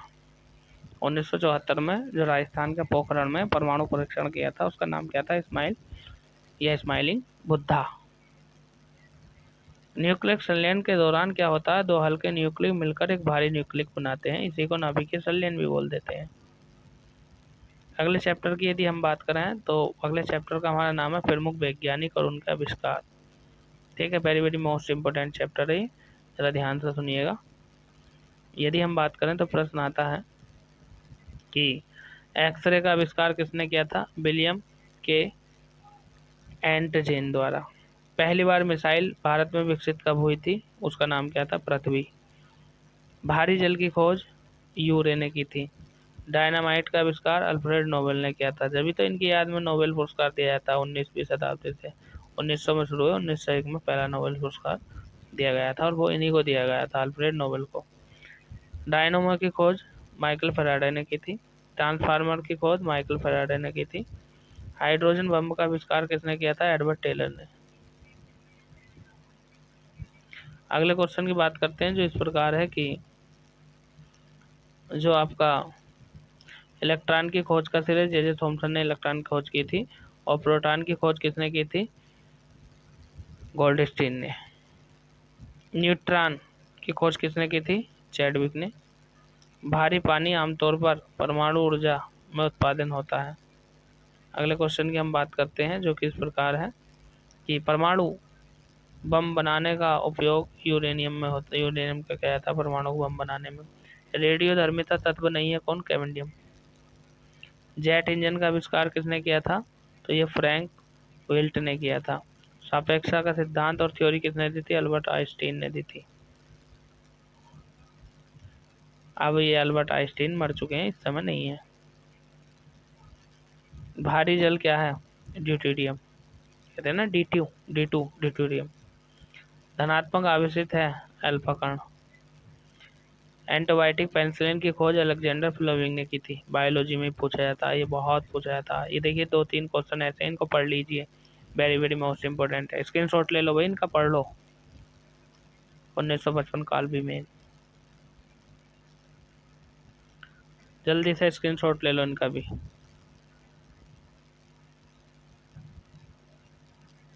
उन्नीस सौ 12 में परमाणु बैटरी का आविष्कार किसने किया था, 1912 में परमाणु बैटरी का हेनरी मोजले ने किया था। कॉन्टैक्ट लेंस का आविष्कार किसने किया था, एडोल्फ गैंगस्टन और यूजेन किक ने किया था। आगे चलते हैं। अगला क्वेश्चन हमारा इस प्रकार है, लघु रेडियो तरंगों का आविष्कार किसने किया था, जेसी बोस ने। द्विफोक्सी लेंस का आविष्कार किसने किया था, बेंजामिन फ्रैंकलिन ने। और बेंजामिन फ्रैंकलिन ने ही लाइट का आविष्कार किया था, यानी बिजली का। वीडियो कॉमन्स का आविष्कार किसने किया था, राल्फ एच वेयर ने। 1843 में बैरोमीटर का आविष्कार किसने किया था, इवान गोलिस्ता टोरिसेली ने। विद्युत चुंबकीय का आविष्कार किसने किया था, विलियम स्टूजोन ने। अगले क्वेश्चन की बात करते हैं जो कि इस प्रकार है कि फोटोइलेक्ट्रिक प्रभाव की खोज किसने की थी, एच.आर. हटज ने। फोनोग्राफ का आविष्कार किसने किया था, थॉमस एडिसन ने। एलसीडी प्रोजेक्टर का आविष्कार किसने किया था? जीन डायलोगोफ ने। प्रेरक कुंडली का आविष्कार किसने किया था? निकोलस कोलन ने। गैस टरबाइन का आविष्कार किसने किया था? जॉन बर्बर ने। अगला क्वेश्चन है जो कि इस प्रकार है, बारकोड स्कैनर आविष्कार कब हुआ था? 1974 में। घूमते दरवाजे का आविष्कार थियोफिसल वॉन कैनल ने। छत के पंखे का आविष्कार फिलिप डी हेल ने। बिजली की कुर्सी का आविष्कार अल्फ्रेड डी साउथविक ने किया था। डाक मीटर का आविष्कार किसने किया था? आर्थर पिटनी ने। वहीं अगर हम बात करें तो अगला क्वेश्चन हमारा ये हो जाता है कि लॉन बॉमर का आविष्कार किसने किया था? एडविन वियर्ड विंथ ने। इलेक्ट्रॉनिक ट्राम का आविष्कार फ्योदर प्लास्की ने। 3D प्रिंटर का आविष्कार चालक ने किया था। अगला महत्वपूर्ण क्वेश्चन ये है हमारा कि इंटरनेट प्रोटोकॉल का आविष्कार किसने किया था? विंटरसर्फ ने। परमाणु रिएक्टर का आविष्कार किसने किया था? एनरिको फर्मी ने। पानी में टरबाइन का आविष्कार किसने किया था? बेनोइट फोर्निरो ने। हेलीकॉप्टर का आविष्कार किसने किया था? सिकोर्स्की ने। अगले क्वेश्चन की तरफ चलते हैं जो कि इस प्रकार है। भाई आविष्कार बहुत सारे हैं और महत्वपूर्ण है। टेलीफोन एक्सचेंज का आविष्कार तिवादर पुस्कास ने किया था। लेजर का आविष्कार किसने किया था? गार्डन गोल्ड ने। जेबी डेवलप का आविष्कार न्यूक्लियन टावर टायर ने। एलईडी का आविष्कार किसने किया था? निक हेलॉन्स्की ने। तड़ित चालक का आविष्कार किसने किया था? 1949 में बेंजामिन फ्रैंकलिन ने। यही है बिजली, यही है बिजली। बिजली का आविष्कार जो किया था वो इन्होंने किया था। आगे बात करते हैं अगले प्रश्न की। अगला प्रश्न इस प्रकार है, आइजैक न्यूटन की हम बात करते हैं तो इन्होंने आविष्कार किया था रेफ्लेक्टिंग स्कोप का। भाप इंजन किसने बनाया था? जॉर्ज स्टीफेंस ने। सिलाई मशीन किसने बनाई थी? आइजैक सिंगर ने। पियानो जो बजाते हैं ना, पियानो का आविष्कार किसने किया था? तो बर्टिलियो क्रिस्टोफोरी ने। बिजली का आविष्कार जे एड बियर्ड ने। टेलीविजन जे एड बियर्ड। डायनामाइट का आविष्कार अल्फ्रेड नोबेल ने। जब तो नोबेल पुरस्कार दिया जाता है इनके याद में। क्रिसमस कार्ड का आविष्कार सर हेनरी कोल ने किया था। वैक्यूम फ्लास्क का आविष्कार किसने किया था? जेम्स डेवन ने। अगले क्वेश्चन की तरफ चलते हैं। पहला लेजर किसने बनाया था? पहला लेजर बनाया था थियोडर एच बेमेन ने। तड़ित चालक का आविष्कार ये पढ़ लिया है। स्टेथोस्कोप का आविष्कार रेन एलनकेन ने किया था। वाटर हंटर ने सेफ्टी पिन का आविष्कार किया था। कॉटन जिन का आविष्कार एटली टोर्नी ने किया था।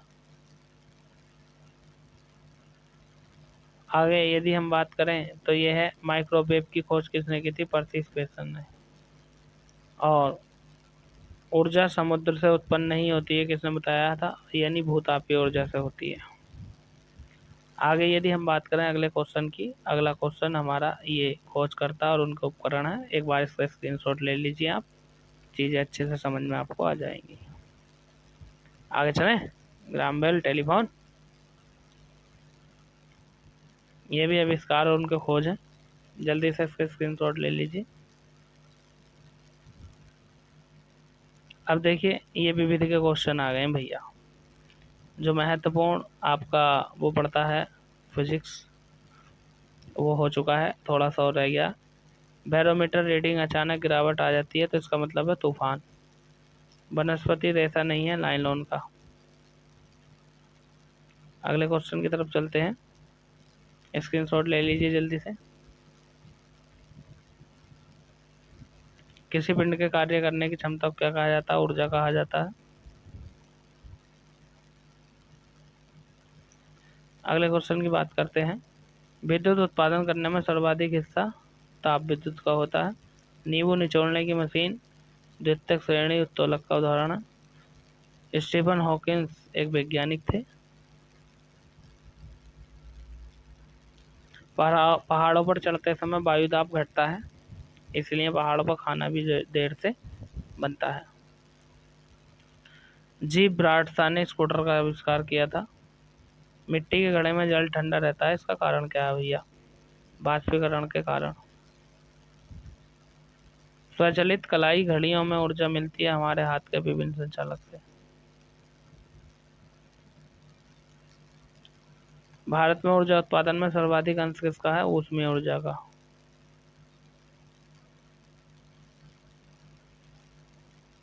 स्क्रीनशॉट ले लेते रहो भैया, बड़ी बड़ी चीजें आ रही हैं कुछ।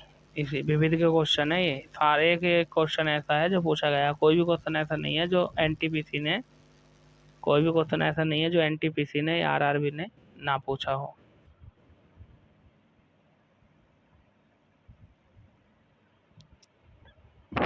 यदि ये कंटेंट आपको पसंद आ रहा हो तो वीडियो को लाइक कर दीजिए, अपने दोस्तों में शेयर भी कर दीजिए, और हाँ, चैनल को तो सब्सक्राइब करना बिल्कुल नहीं भूलना।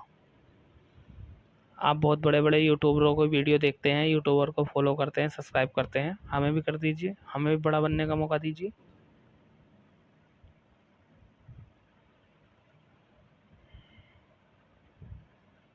हरे पौधे सौर ऊर्जा किस में परिवर्तित करते हैं? रासायनिक ऊर्जा में। चलिए,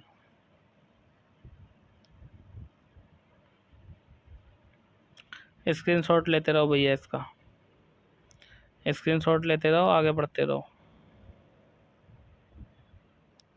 चूड़ी के कहाँ तक पहुँचने से उसका निष्कर्षण होता है? निस्र बिंदु तक। इंटरनेट का अग्रदूत किसे कहा जाता है? अल्फानेट को। ऊष्मा परिवेश का घटक क्या है? अवैध घटक। चलिए, अब ये कुछ जो है आपके अध्ययन है। एपीकल्चर में मधुमक्खी का अध्ययन, सिल्वीकल्चर में शहतूत के वृक्ष का अध्ययन, विटीकल्चर में अंगूर का अध्ययन, और पीसीकल्चर में मछलियों का अध्ययन। स्क्रीनशॉट ले लो, इसका काम की चीज़ है, आता है, पूछा जाता है बहुत ज़्यादा। देखिए, रसायन विज्ञान में अब हम बात करने वाले हैं, लेकिन रसायन विज्ञान की बात करेंगे हम बाद में। ये आपका कंप्लीट भौतिक विज्ञान है जो मैंने करा दिया है। इसके बाद हम बात करेंगे भौतिक विज्ञान यानी फिजिक्स के बाद रसायन विज्ञान की। तो क्या इसी वीडियो में कंप्लीट कर दें इसको? चलिए, इसमें नहीं करते हैं,